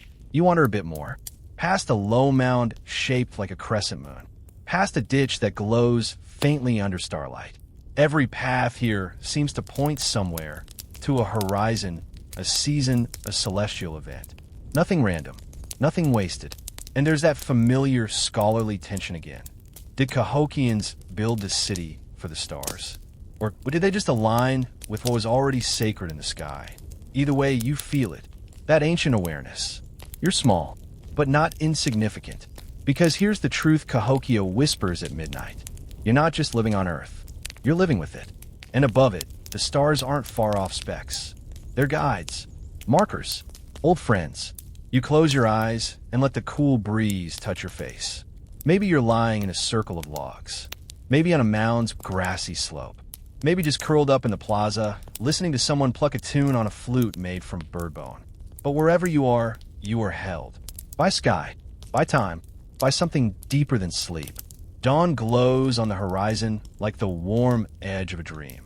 You blink in the soft light, a little disoriented, as if you've just stepped back through centuries of sleep. But today isn't just any day in Cahokia. Today, something big is happening. You hear it before you see it. Drums, low and steady like a heartbeat. Feet padding across dirt paths. Murmurs of excitement. You drift toward the plaza, drawn by the thrum of human energy. It's time for a public ritual. Cahokia didn't do anything halfway. Whether it was corn planting or cosmic alignments, they loved a good spectacle. And today, thousands of people have gathered in the Grand Plaza, the heart of the city, to watch something that might make your jaw drop. A ceremony is beginning. You find a spot near the edge of the crowd, heart fluttering. Children climb on their parents' backs. Elders squat silently, watching with hawk eyes. The smell of sage and earth and anticipation hangs in the air. And then, movement. A procession emerges from behind Monk's Mount. Priests in feathered robes. Dancers in shell-adorned skirts. Figures painted in red and black, some with elaborate masks. Hawks, serpents, long-beaked spirits. They move in synchronized steps, pounding the earth with each beat. This isn't performance. It's communication. They're not just dancing, they're telling something. Stories. Please. Thanks. Maybe warnings. Historians still argue about the purpose of these ceremonies. Will they harvest blessings? Sun worship? Ancestral communion? Political displays? Probably all of the above. Cahokia didn't draw strict lines between the sacred and the social. And here comes the showstopper. A towering figure is carried on a litter. Human? God? King? You're not sure. Maybe even they weren't. Cahokia had elites, yes, but whether their leaders were political rulers, spiritual mediums, or both, still up for debate. This figure, let's call them the Great Sun, is decorated in shells, copper plates gleaming in the sun, a feathered headdress that practically brushes the clouds. People bow, chant, raise their hands. The air vibrates. The ritual unfolds. You can't understand every symbol, but the feelings? They land. Awe, respect, unity, fear, maybe just a pinch. There's fire, song, a ritual offering, grains, perhaps animal fat, maybe a bit of tobacco tossed into the flames. A dancer falls into trance, rides, and stills. A baby cries. A grandmother weeps. You feel like you're watching a Broadway show, a state address, and a mass all at once. Let's get quirky for a moment. Some archaeologists have found clay figurines at Cahokia. Tiny, detailed humans, some with elaborate hairstyles, some mid-dance or holding tools. Were they dolls? Talismans? Playthings? Ritual objects? No one knows. But it's likely that ritual life didn't just live in big plazas. It spilled into homes, into crafts, into the quiet moments too. The ceremony concludes as suddenly as it began. A final burst of drum beats, a wail of bone flutes, and the dancers slowly melt away like a tide receding. The crowd exhales. You hear a ripple of laughter. Someone passes roasted squash on a flat bark platter. Kids chase each other through the dust. It's a city again, but the air still hums with what just happened. You wander away, head buzzing, back to that question that never quite gets answered. What exactly did they believe? Cahokians left no writing system as we know it. No códices, no carta-descripts, but their beliefs are etched into everything they touched. Mound alignments, burial positions, ceremonial artifacts, iconography etched in shell and copper. The Birdman, for instance, a recurring image in Cahokia's sacred art. Part human, part raptor, wings outstretched, often in a descending pose. Was he a deity? A spiritual archetype? A shaman in flight? Some scholars say he represents the upper world. Others think he's a war god. Still others claim he symbolizes rebirth or transformation. Historians still argue. And honestly, you kind of love that they do. Because this mystery, this shimmering fog around Cahokia's spiritual life is part of its magnetism. It lets you wonder. Imagine. Interpret. Maybe that's the point. Not to know, but to feel. You close your eyes, trying to absorb the last wisps of incense and flute music. The rituals may have ended, but the rhythm remains. In your breath, your bones, your heartbeat. You too are part of this ancient crowd now. A witness to something old, strange, and deeply, deeply human. And as the people disperse, drifting back to fields and kitchens and dreams, one final truth hovers in the morning air. In Cahokia, the sacred was never far away. It was in the dirt, in the sky, and always, always in the gathering. The sun is climbing higher now, and with it comes the steady rhythm of daily life in Cahokia. You leave the plaza, your mind still echoing with flutes and firelight, and follow a dirt path that snakes behind a row of low, thatched homes. Because today, you're going to work. Don't worry, it's not forever. Just a day in the life of a Cahokian craftsperson. You duck into a modest house, oval-shaped, woven walls of cane plastered with mud. It's cool inside, the light filtering through small gaps in the wall like ribbons. Sitting on the floor are two women and a young boy, all hunched over something small and meticulous. They're making beads, shell beads, to be exact, delicate little discs shaped from river mussel shells. One holds a stone drill between her fingers, slowly spinning it against the center of a bead to be. The process is hypnotic, meditative, and painstakingly slow. But Cahokia loved beads. Beads were more than jewelry. They were status symbols, trade currency, and spiritual tokens. Entire burials have been found with tens of thousands of them. One adolescent girl was laid to rest on a literal beaded blanket. Nearly 20,000 shell discs sewn in a swirling bird pattern beneath her bones. And she's not even the quirky part. Get this. Archaeologists found the shells used in many Cahokian beads came from the Gulf Coast. That's over 800 miles away. So either someone walked a very long distance carrying mollusks, or, more likely, Cahokia was part of a vast trade network. You step outside again and head toward the edge of the city, where other crafts are blooming. Men shape arrow points from flint, their hands fast and practiced. Children help smooth clay into bowl shapes. A woman rolls a coil of cane into a sleeping mat, while her mother stamps a pot with a carved wooden paddle. The rhythmic thump-thump is almost soothing. Each item has its place, its purpose. Pots weren't just for holding stew. They were decorated with complex motifs, spirals, birds, eyes, waves. Some had tiny legs. Others were designed with asymmetrical lips, almost like the pot was talking. Or listening. Maybe both. You watch as a boy gently paints red ochre across a carved wooden mask. It's the face of a hawk, or maybe a god. Paint runs a little. He frowns. His sister laughs. This is what industry looked like before factories. Historians still debate whether these artisans were specialists, full-time makers, or if craft was more seasonal and communal. Some evidence suggests elites commissioned certain works, especially for rituals. But a lot of Cahokian crafting seems grassroots. Family scale, passed down by memory, not manual. Now you're drawn to one of the stranger sights, a copper worker. He's standing by a flat stone slab, gently hammering a sheet of native copper with a smooth rock. No forgies, no melting, just patience and pressure. The copper gleams pink gold in the sun, slowly flattening into a medallion shape. The metal came from the Great Lakes region, again, hundreds of miles away. Cahokians didn't smelt it, but they knew how to anneal it, heating it gently to make it pliable. And the results? Stunning. Some copper plates show dancers, warriors, falcons mid-dive. Others depict the now famous Birdman again, arms raised, knees bent, as if mid-ritual or ready to leap into flight. Quirky moment. One copper workshop dig site turned up what might be a copper factory, a cluster of debris, unfinished scraps, and hammerstones. It was basically an ancient version of startup garage. You wander to the textile quarter now. Woven clothing, dyed fabrics, intricate featherwork. All of it vital, all of it ephemeral.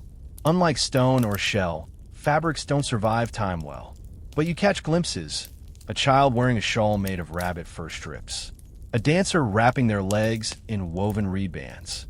The people of Cahokia didn't dress in drab. Even their socks probably slapped. And let's not forget tattooing. No direct remains, but carved figurines show humans covered in patterns, dots, lines, swirling designs. Was it status? Identity? Protection? Painful, definitely, but also deeply personal. Maybe sacred. As you take it all in, the beads, the copper, the carvings, the pigments, you realize this city was alive with creativity. Not just survival, expression. Cahokia wasn't just a place of mounds and markets. It was a canvas, a studio, an open-air museum constantly in motion. And every shell scraped, every pot stamped, every feather tied was a line in a language we're still trying to read. You lean against a post, watching a girl etch a spiral into wet clay with a sharpened stick.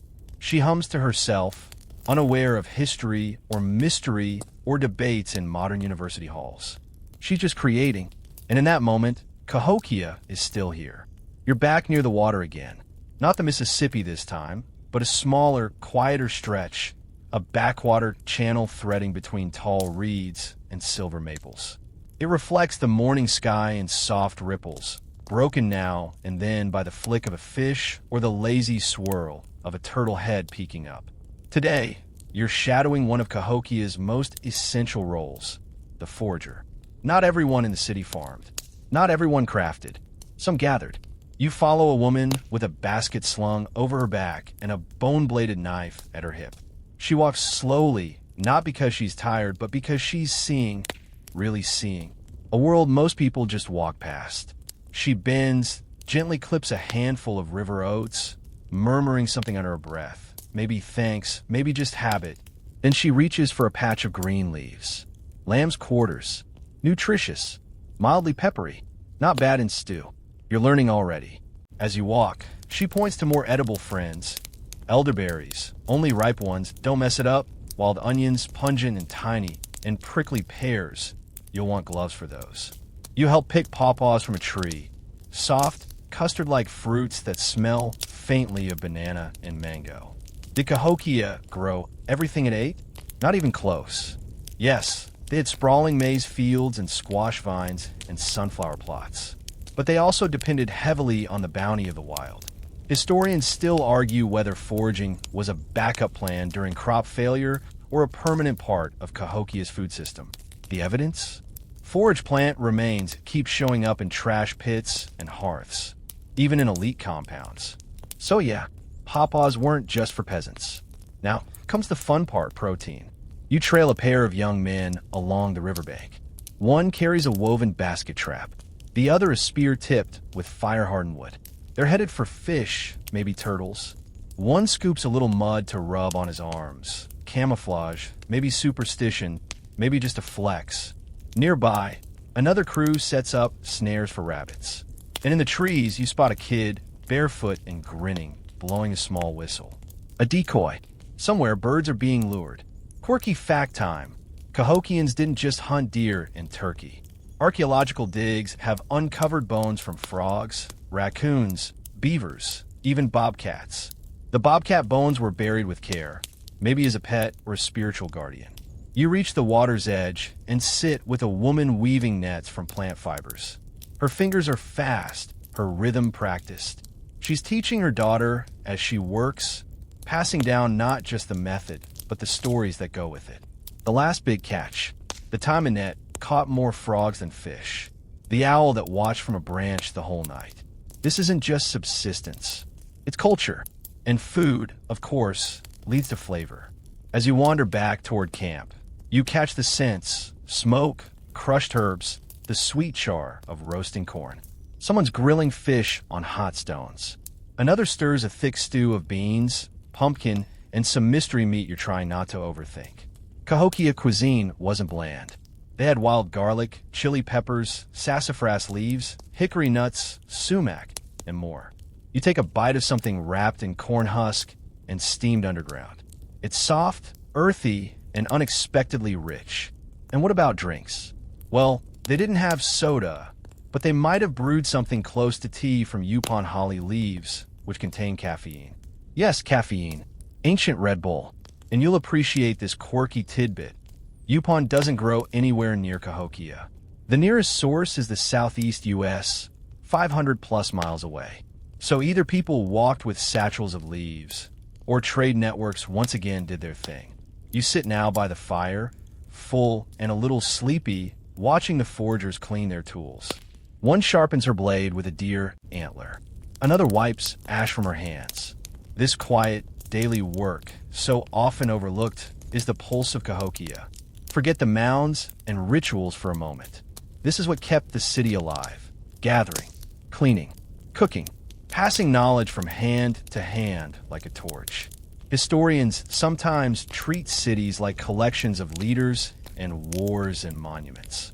But Cahokia reminds you that cities are really made of people who know where the pawpaws grow. People who can make soup out of nothing and turn berries into dessert. People who, day after day, walk into the woods not knowing what they'll find, but trusting they'll find something.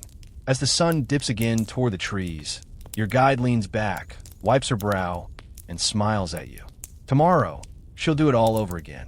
Because in Cahokia, survival wasn't just skill. It was art. You wake to the sound of distant chanting. Low, rhythmic, like a heartbeat beneath the hum of early morning. You follow it across dew-slick grass and winding footpaths until you reach a place you haven't yet explored, a space that hums with something older, deeper. It's the sacred ground. Cahokia was not just a city of farms and trade. It was also a city of ritual, and at its core lay the spiritual pulse of its people, practices you're only beginning to glimpse. Today, you're shadowing a priest, or at least someone who performs the duties of one. You can't call him priest in the European sense. There are no gold crosses, no robes, no incense burners swinging from chains. Instead, he wears a cape of bird feathers, a necklace of bear claws, and his face is painted in symmetrical lines of red and black. You sit silently nearby as he sprinkles ash in a circle on the ground. He places 4 stones inside it, one for each cardinal direction, and arranges them with slow, reverent care. This isn't performance. It's practice. It's purpose. This is how you call the sacred to attention. And in Cahokia, the sacred could be anywhere. From the tallest mound to the smallest shell bead.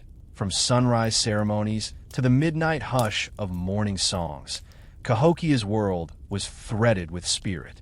Historians still debate what the Cahokians believed. Did they worship gods? Spirits? Ancestors?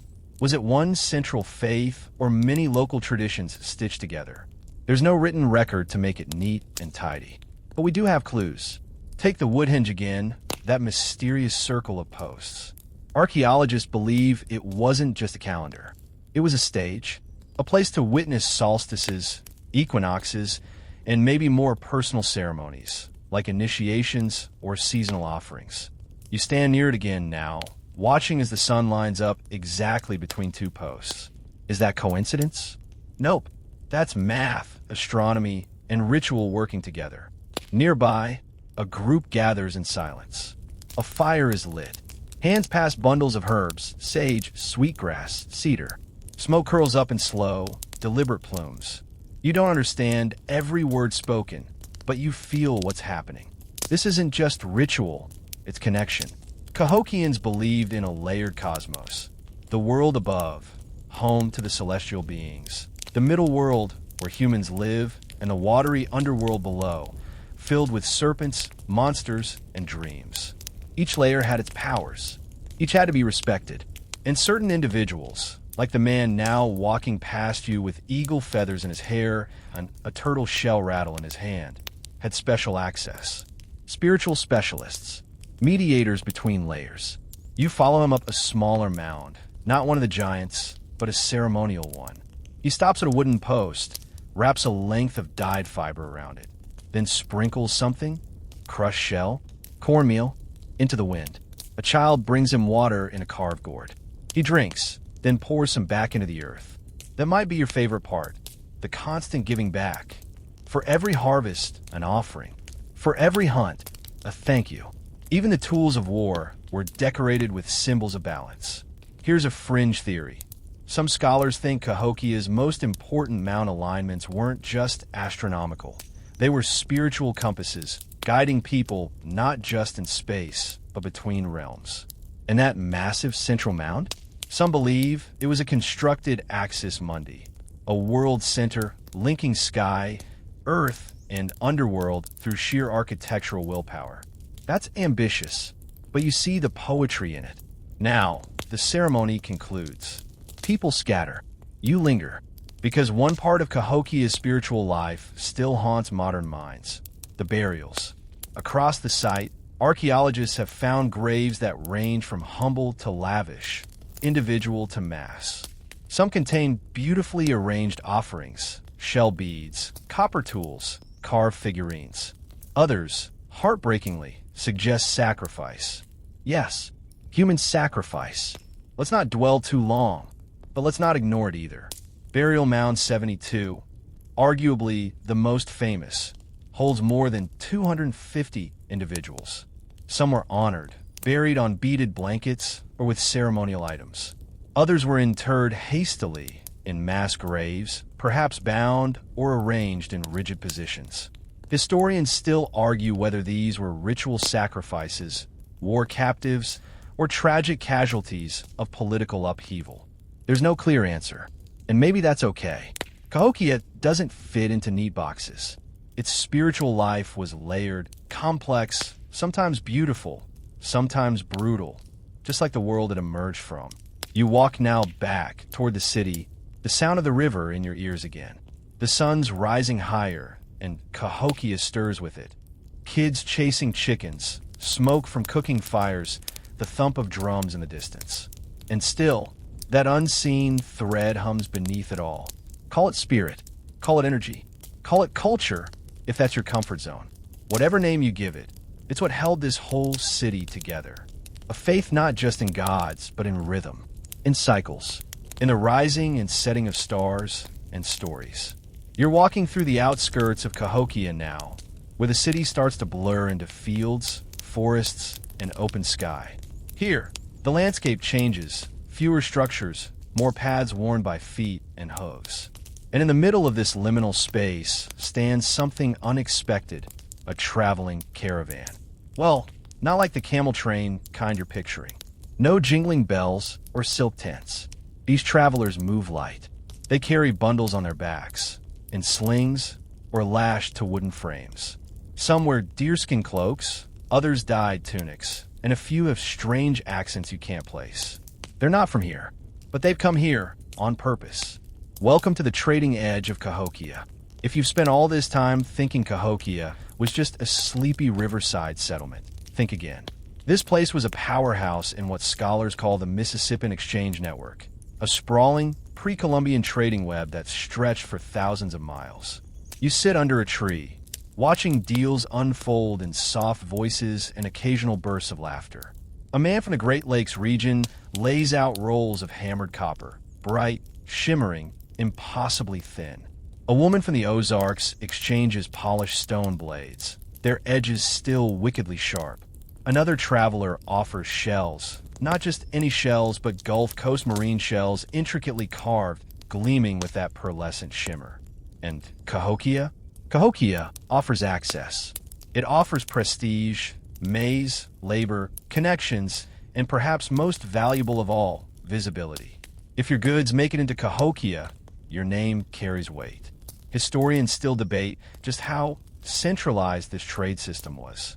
Did Cahokia control and orchestrate the whole network like a corporate HQ?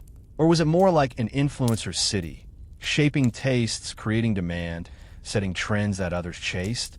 Whatever the case, Cahokia was the place to be if you wanted your goods and your stories to travel. And don't go thinking it was all beads and maize. Cahokia's trade web included mica from the Appalachians, obsidian from the Rockies, chert from the Midwest, feathers, furs, and flint, maybe even caffeine. Wait, what? Here's a quirky tidbit. Archaeologists found residues in Cahokian pottery consistent with black drink, a tea-like brew made from Yupon holly leaves, rich in caffeine. Problem? Yupon doesn't grow anywhere near Cahokia, so someone had to bring it in bulk. Why? For ceremonies, for status, for staying awake during long rituals. You can almost picture some elite Cahokian chugging a gourdful and saying, "Let's build another mound." Trade wasn't just about stuff. It was about ideas, and people, and identities. You walk now into a small circle where folks from different regions sit around a fire.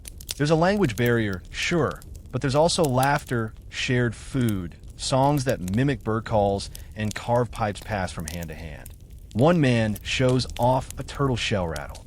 Another plays a wooden flute with a lilt you've never heard before. A woman paints your hand with a fine brush and crushed berry pigment. Just a line, but it feels like a mark of belonging. This is globalism, Cahokia style. Fringe theory time. Some scholars suggest Cahokia may have hosted something like fairs or seasonal gatherings. Massive convergence events where people from all over came to trade, perform, witness rituals, and renew alliances. There's no hard proof of this yet, but it would explain a lot. The layers of exotic artifacts, the seasonal housing expansions, the bursty changes in dietary patterns. Could Cahokia have been the Burning Man of its age? Probably with fewer glow sticks, but who's to say? And before you leave, don't miss the kids. They're running through the paths with bits of fabric and animal bones, pretending to barter. You spot one trading a frog for a piece of flint. Another insists his clay bead is actually worth 3 whole feathers. You smile. The instinct to deal, to connect, to share, it's old and strong. You head back into the city now, basket a little heavier, pockets full of stories, hands still stained with berry paint. Cahokia wasn't an island. It was a hub, spinning, shining, calling out across forests and rivers like a drumbeat. Come here. See this. Trade something. Tell someone. And that call echoed farther than most ever imagined. You wake to the clang of something metallic. Strange, because metal isn't exactly common here in Cahokia. At least, not the way it will be in a few hundred years when iron nails and steel swords crash into this world like falling stars. But what you're hearing isn't future tech. It's copper, hammered thin, shaped carefully, and now being worked again by one of Cahokia's artisans. You step into the low workshop space, warm from the fire pit, the air smoky and humming with quiet concentration. A young man bends over a sheet of copper, tapping it with a rounded stone tool. His arms are lean, his movements precise, and his brow creased with an expression that says this work matters. And it does. You're in the heart of Cahokia's craft economy now. If the mounds are the bones of the city and the spiritual rituals its breath, then this was the heartbeat. The steady rhythm of hands making, shaping, refining. Historians still argue whether Cahokia's craft production was strictly state-controlled or more of a decentralized household affair. But most agree, the city wasn't just farming and fishing. It was making on a massive, nearly industrial scale. You walk from one workshop to another. In one, shell beads are being drilled. The sound is soft tick-tick-tick like rain on bark. These aren't random trinkets. They're currency, status markers, sacred items. And each one takes patience. One slip, and you crack the whole thing. In another hut, potters smooth coils of clay into tall, elegant jars. Some are plain and utilitarian. Others are adorned with complex patterns, geometric spirals, bird figures, faces that might be human, might be spirit. Fringe theory? Some of these designs may reference actual myth cycles. Lost now, but once passed through generations by firelight and gesture. You pick one up, it's heavier than it looks, still damp, still full of possibility. And there's a woman carving a chunk of flint into a blade. Her hands are scarred from years of sharp edges, but she works with that calm surety only muscle memory can bring. Flint knapping, they call it. A mix of art and physics. She explains, she gestures that the curve of the blade isn't just for cutting, it's for balance, for aerodynamics, for elegance. These aren't just tools, they're statements. Cahokia's artisans didn't just make things, they crafted identity. You step outside and see a line of young boys racing up and down with feathered arrows, practicing with small bows. Those bows, made by hand from Osage orange wood, polished to a shine. The arrows tipped with points that took hours to perfect. Every item, from the simplest basket to the most intricate copper gorget, tells a story. Of time, of care, of skill honed across generations. And then you hear music, a rattle, a flute, a drum fashioned from stretched hide and hollow log. You follow it to an open plaza where a group of dancers perform. They wear painted masks and skirts of woven grass. One of them carries a staff carved with birds spiraling upward. You recognize the design, similar to the etching on one of the shells you saw earlier. Cahokia's artists weren't siloed. Potters borrowed motifs from woodworkers. Shell carvers echoed patterns seen in the stars. There was a common language of aesthetics, a design DNA that ran through the city like a river. And yet, there was room for variation. Regional styles, personal flourishes, the unmistakable twist of individuality. You reach the edge of the plaza and find a small group watching quietly. Elders leaning on carved canes, their clothes stitched with tiny beads and dyed fabrics. They nod approvingly, not just at the dance, but at the continuity. You get it now. This isn't just a city of structures and ceremonies. It's a city of makers. In fringe idea time, some archaeologists believe that Cahokia may have functioned, in part, as a sort of craft school, a central hub where young artisans came to learn, collaborate, and innovate before returning to their homelands with new techniques and prestige. Whether that's true or just a romantic notion, it feels right. Because everywhere you look in Cahokia, you see evidence of care, of hands shaping earth and fire and stone and pigment into something more than useful. You see beauty, not just in the mounds, but in the tiny ridges of a carved pendant, in the symmetrical swirl of a painted pot, in the wear marks on a shell bracelet passed through many lives. And as the sun dips low again and the copperworker hammers his final tap, you realize something simple but profound. The people of Cahokia didn't just build a city. They crafted a civilization. One polished bead, one feathered rattle, one spiral design at a time. You're walking again. Though your pace has slowed, the city's rhythm now pulsing gently in your bones. You've seen the mounds, the markets, the copper glinting like firelight. But now, you notice something different in the air. It's quieter, heavier. There's a hush that seems to settle over everything, like a city holding its breath. You've entered the outskirts of the sacred. It's not marked by gates or guards, but your instincts know it. Some invisible line has been crossed. You follow a narrow path flanked by carved posts, their tops wrapped with faded bundles of feathers and bark. They creak slightly in the breeze, like they're whispering old names you'll never quite catch. Ahead, a ring of tall, weathered wooden poles stabs into the ground with a purpose that isn't entirely clear until you step into the center. Welcome to Woodhenge. Yes, like Stonehenge, but wood. And don't worry, you're not being punked. This circular arrangement of massive red cedar posts is one of Cahokia's most mysterious and awe-inspiring features. The original poles are long gone, but archaeologists have reconstructed their placements based on post-hole patterns, perfectly aligned with solar vents. You're standing in what was essentially a giant calendar, a celestial compass made from trees. You turn slowly, eyes drifting from pole to pole. Then, you spot the one aligned to the horizon, where the sun will rise on the summer solstice. Coincidence? Please. These people mapped the sky like pros. Every year, the high priest or sun watcher likely stood where you stand now, raising his arms as the sun pierced the horizon, declaring the new season, signaling harvests, ceremonies, and rebirths. Time wasn't measured by hours. It was lived in rhythm with the sky. Historians still argue whether Woodhenge was strictly astronomical, or if it also served ritual or civic functions. But what's clear is that it wasn't just for show. The placement is too precise, the materials too sacred, the surrounding area too charged with energy. And here's your quirky tidbit. The wood used, red cedar, was not just common lumber. It was spiritually potent. Even today, many indigenous communities consider red cedar to have purifying properties, used in smudging, healing, and protection. Imagine the effort it took to haul in logs of this size, plant them upright, and maintain their orientation, all without GPS or cranes. You step out of the ring and keep walking, but Woodhenge never quite leave your mind.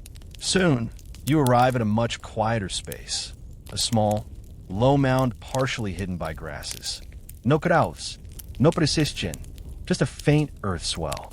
And there, scattered across its surface, are fragments of ceramic, shell, and ash. This is where they buried some of their dead. Not the elites this time, but common folk.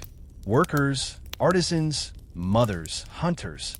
You crouch low and feel the gravity here. They were part of this city too. Their bones might have stacked baskets of maize or shaped pottery that ended up in someone's ceremony.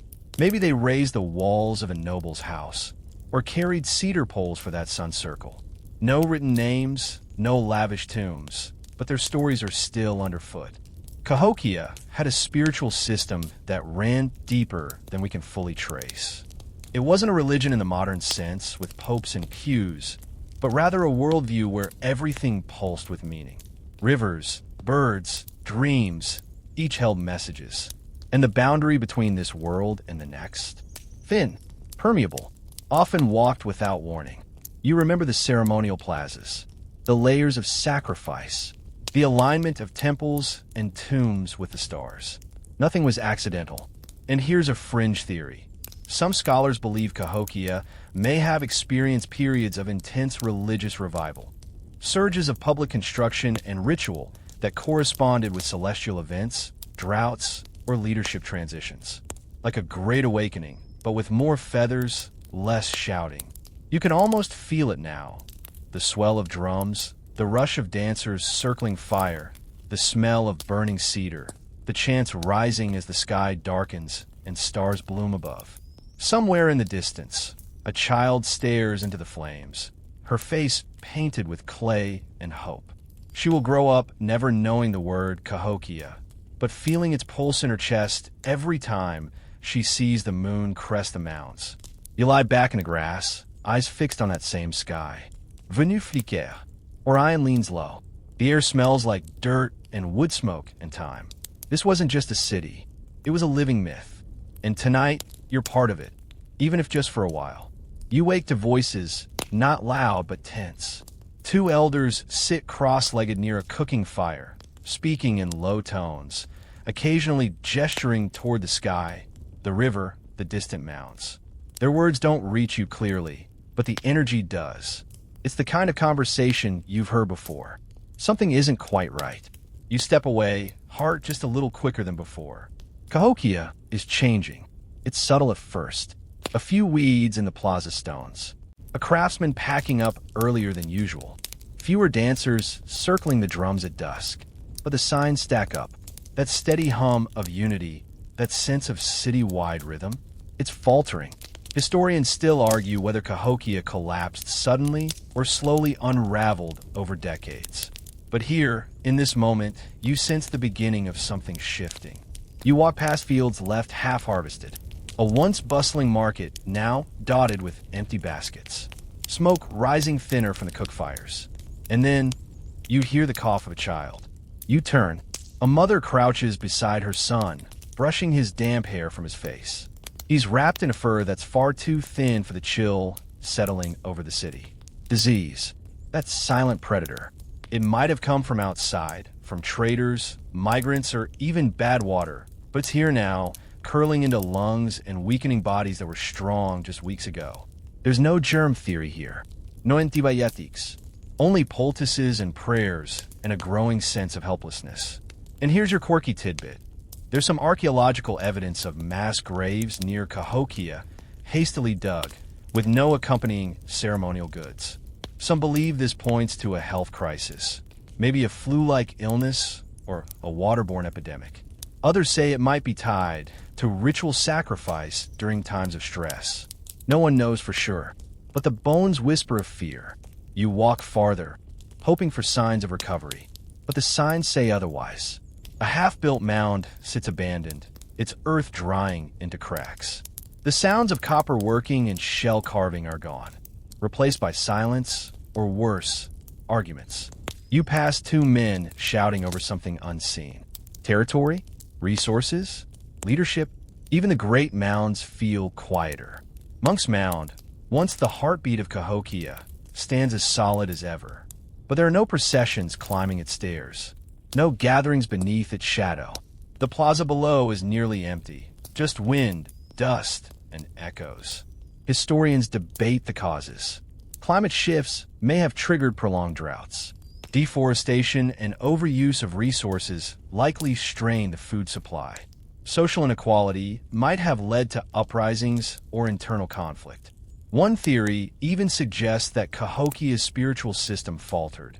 When ceremonies stopped producing rain or peace, faith unraveled, and so did unity. You stop to watch the Mississippi again. It keeps flowing, always flowing, and maybe that's what scares you most. The river moves on, indifferent to whether Cahokia thrives or withers. Time doesn't freeze just because a city is extraordinary. Even myths fade if no one remembers the story. A young girl walks past you, a basket in one hand, her expression hard to read. Not fear, not sadness, just tired. Cahokia is still here, but it's no longer becoming. It's holding on. You crouch near a small shrine tucked under a tree, feathers fluttering from a string, a broken pot resting beside it. Someone left food here. Maybe an offering, maybe a goodbye. You whisper thanks, unsure to whom. And yet, even in this unraveling, you feel something else. Resilience. This city wasn't born in a day. It won't vanish in one, either. The people will endure. Maybe not here, not in these palisade walls or under these mounds, but somewhere. Stories will be carried, skills passed down, symbols reborn in distant villages and later nations. Cahokia will echo, in pottery patterns, in star maps, in memories of a city where sky and earth once danced together. The city may be sick, but it still breathes.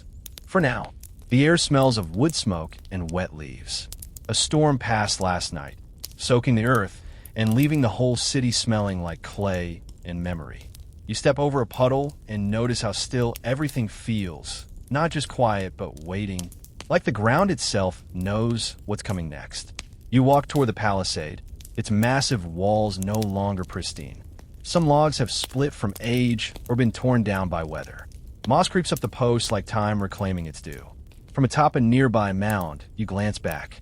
Cahokia sprawls beneath a gray sky, still wide, still beautiful, but unmistakably different. You remember the first night you arrived. The glowing fires, the swirl of music, the drums echoing like thunder in your chest. That heartbeat is slower now, fainter. You descend the mound and move through one of the neighborhoods. Roofs sag, storage pits stand empty, and firewood piles grow smaller. The people are still here, yes, but fewer. You see more eyes than smiles, more shoulders hunched than proud. And then you see the migration. A group of families, packs slung over shoulders, children clinging to hands, quietly making their way toward the river's edge. Canoes are being loaded.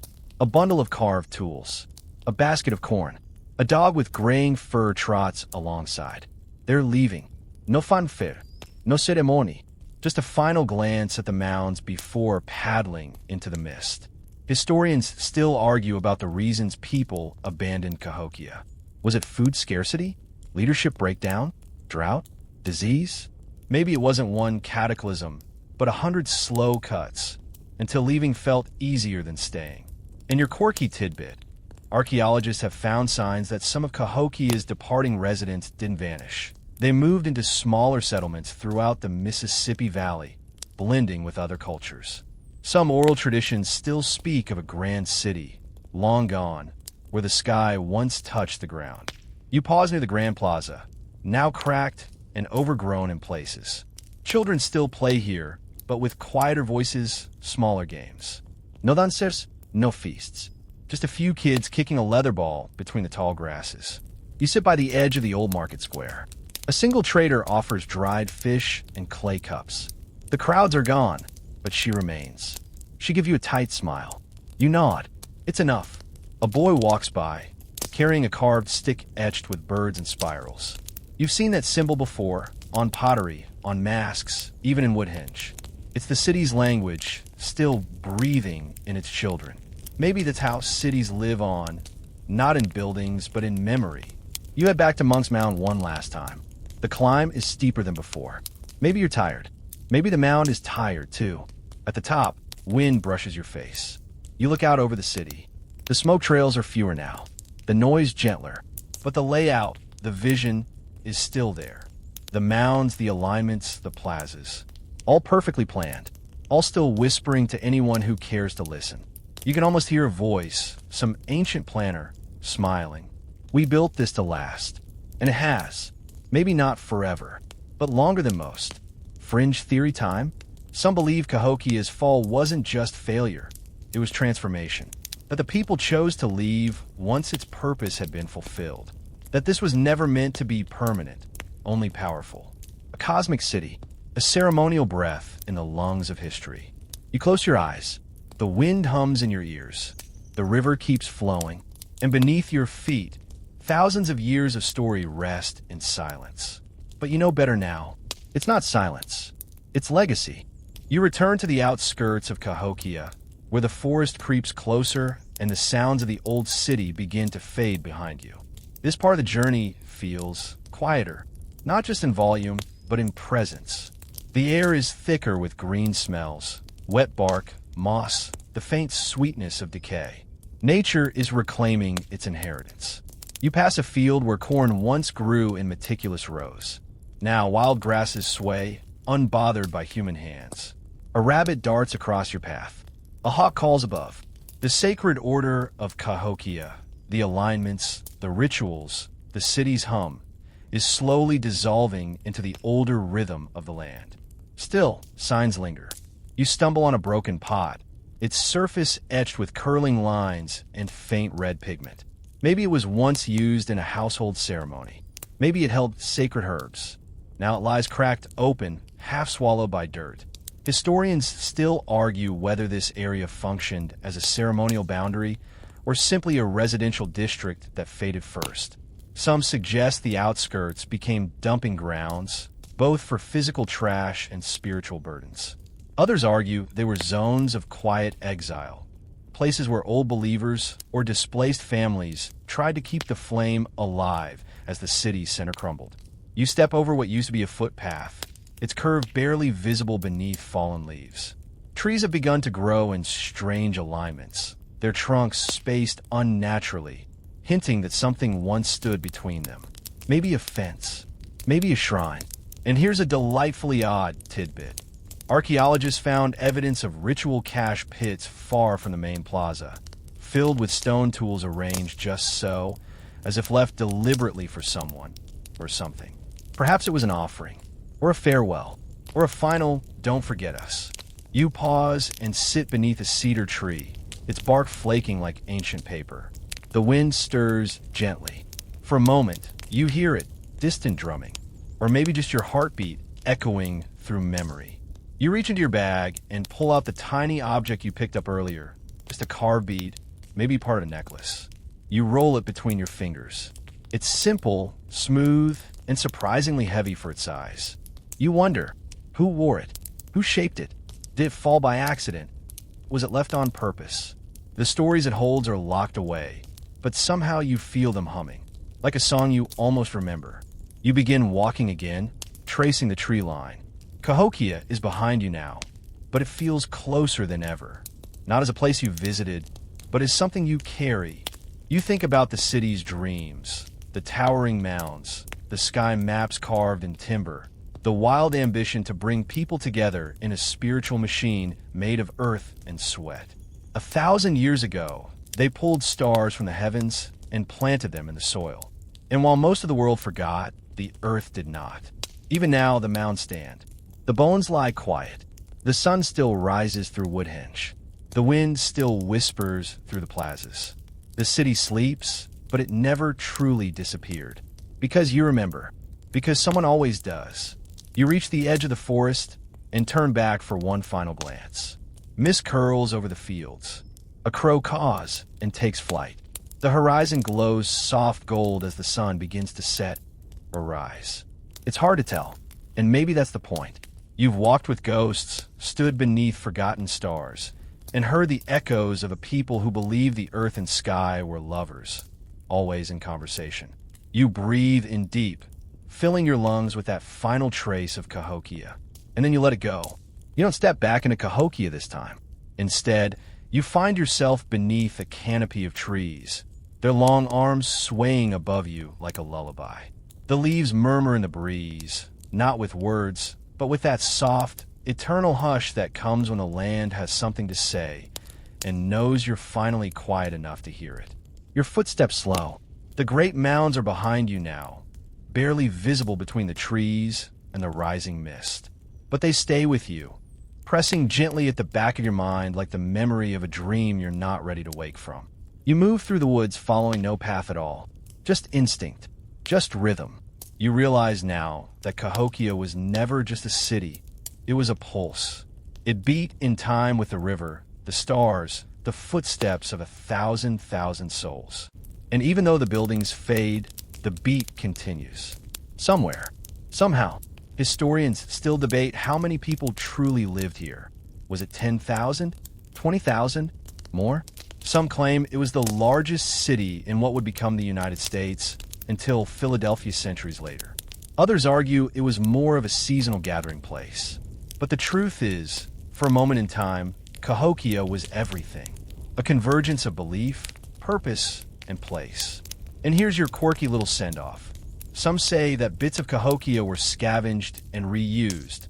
Chunks of mound soil hauled away, repurposed for farming or roadbeds. Imagine driving down a modern highway, never realizing you're passing over what was once a sacred temple to the sun. The past has a way of sneaking under your feet. You sit on a fallen log, exhaling slowly.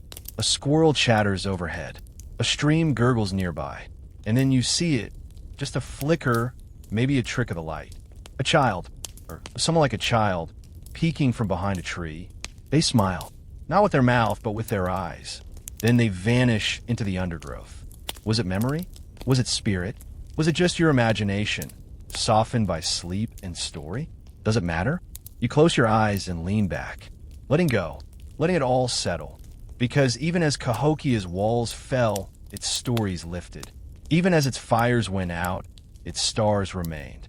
Even as its people left, they carried pieces of it into the future, into oral tales, pottery fragments, songs, dreams. And you've carried it now, too. The grass brushes your legs. The breeze cools your skin. Somewhere far away, a crow caws and the earth sighs beneath you. Cahokia sleeps, but its dream continues in you. And now, gently, we drift even further from the great city. Let your breath settle into the rhythm of distant drums long faded. Feel your shoulders soften, your jaw unclench, your fingers relax. The story of Cahokia lingers like mist over its ancient mounds, never fully seen, never fully gone. Imagine the slow rhythm of paddles dipping into water as families float down the Mississippi, cradling memories of a place where the sky once touched the earth. Picture stars wheeling slowly overhead, just as they did 1,000 years ago, casting silver light over the quiet fields and the sleeping mounds. Feel the hush now, the warm hush that comes not from silence, but from understanding. Cahokia was not built to last forever. Few things are, but it was built to mean something, and in that it succeeded. It meant community, faith, curiosity, the will to build mountains from soil and belief alone. So, let the story wash over you now, like river water over stone. Let the fragments of the city, its songs, its hopes, its lingering footprints, fade into soft shadows. You wandered far tonight. Now it's time to return. Close your eyes, if they aren't already. Feel your body sink a little deeper into stillness. Know that somewhere, beneath layers of time and earth, the old city sleeps quietly, its heart still beating in the memory of the stars. And maybe, just maybe, you'll visit again in dreams.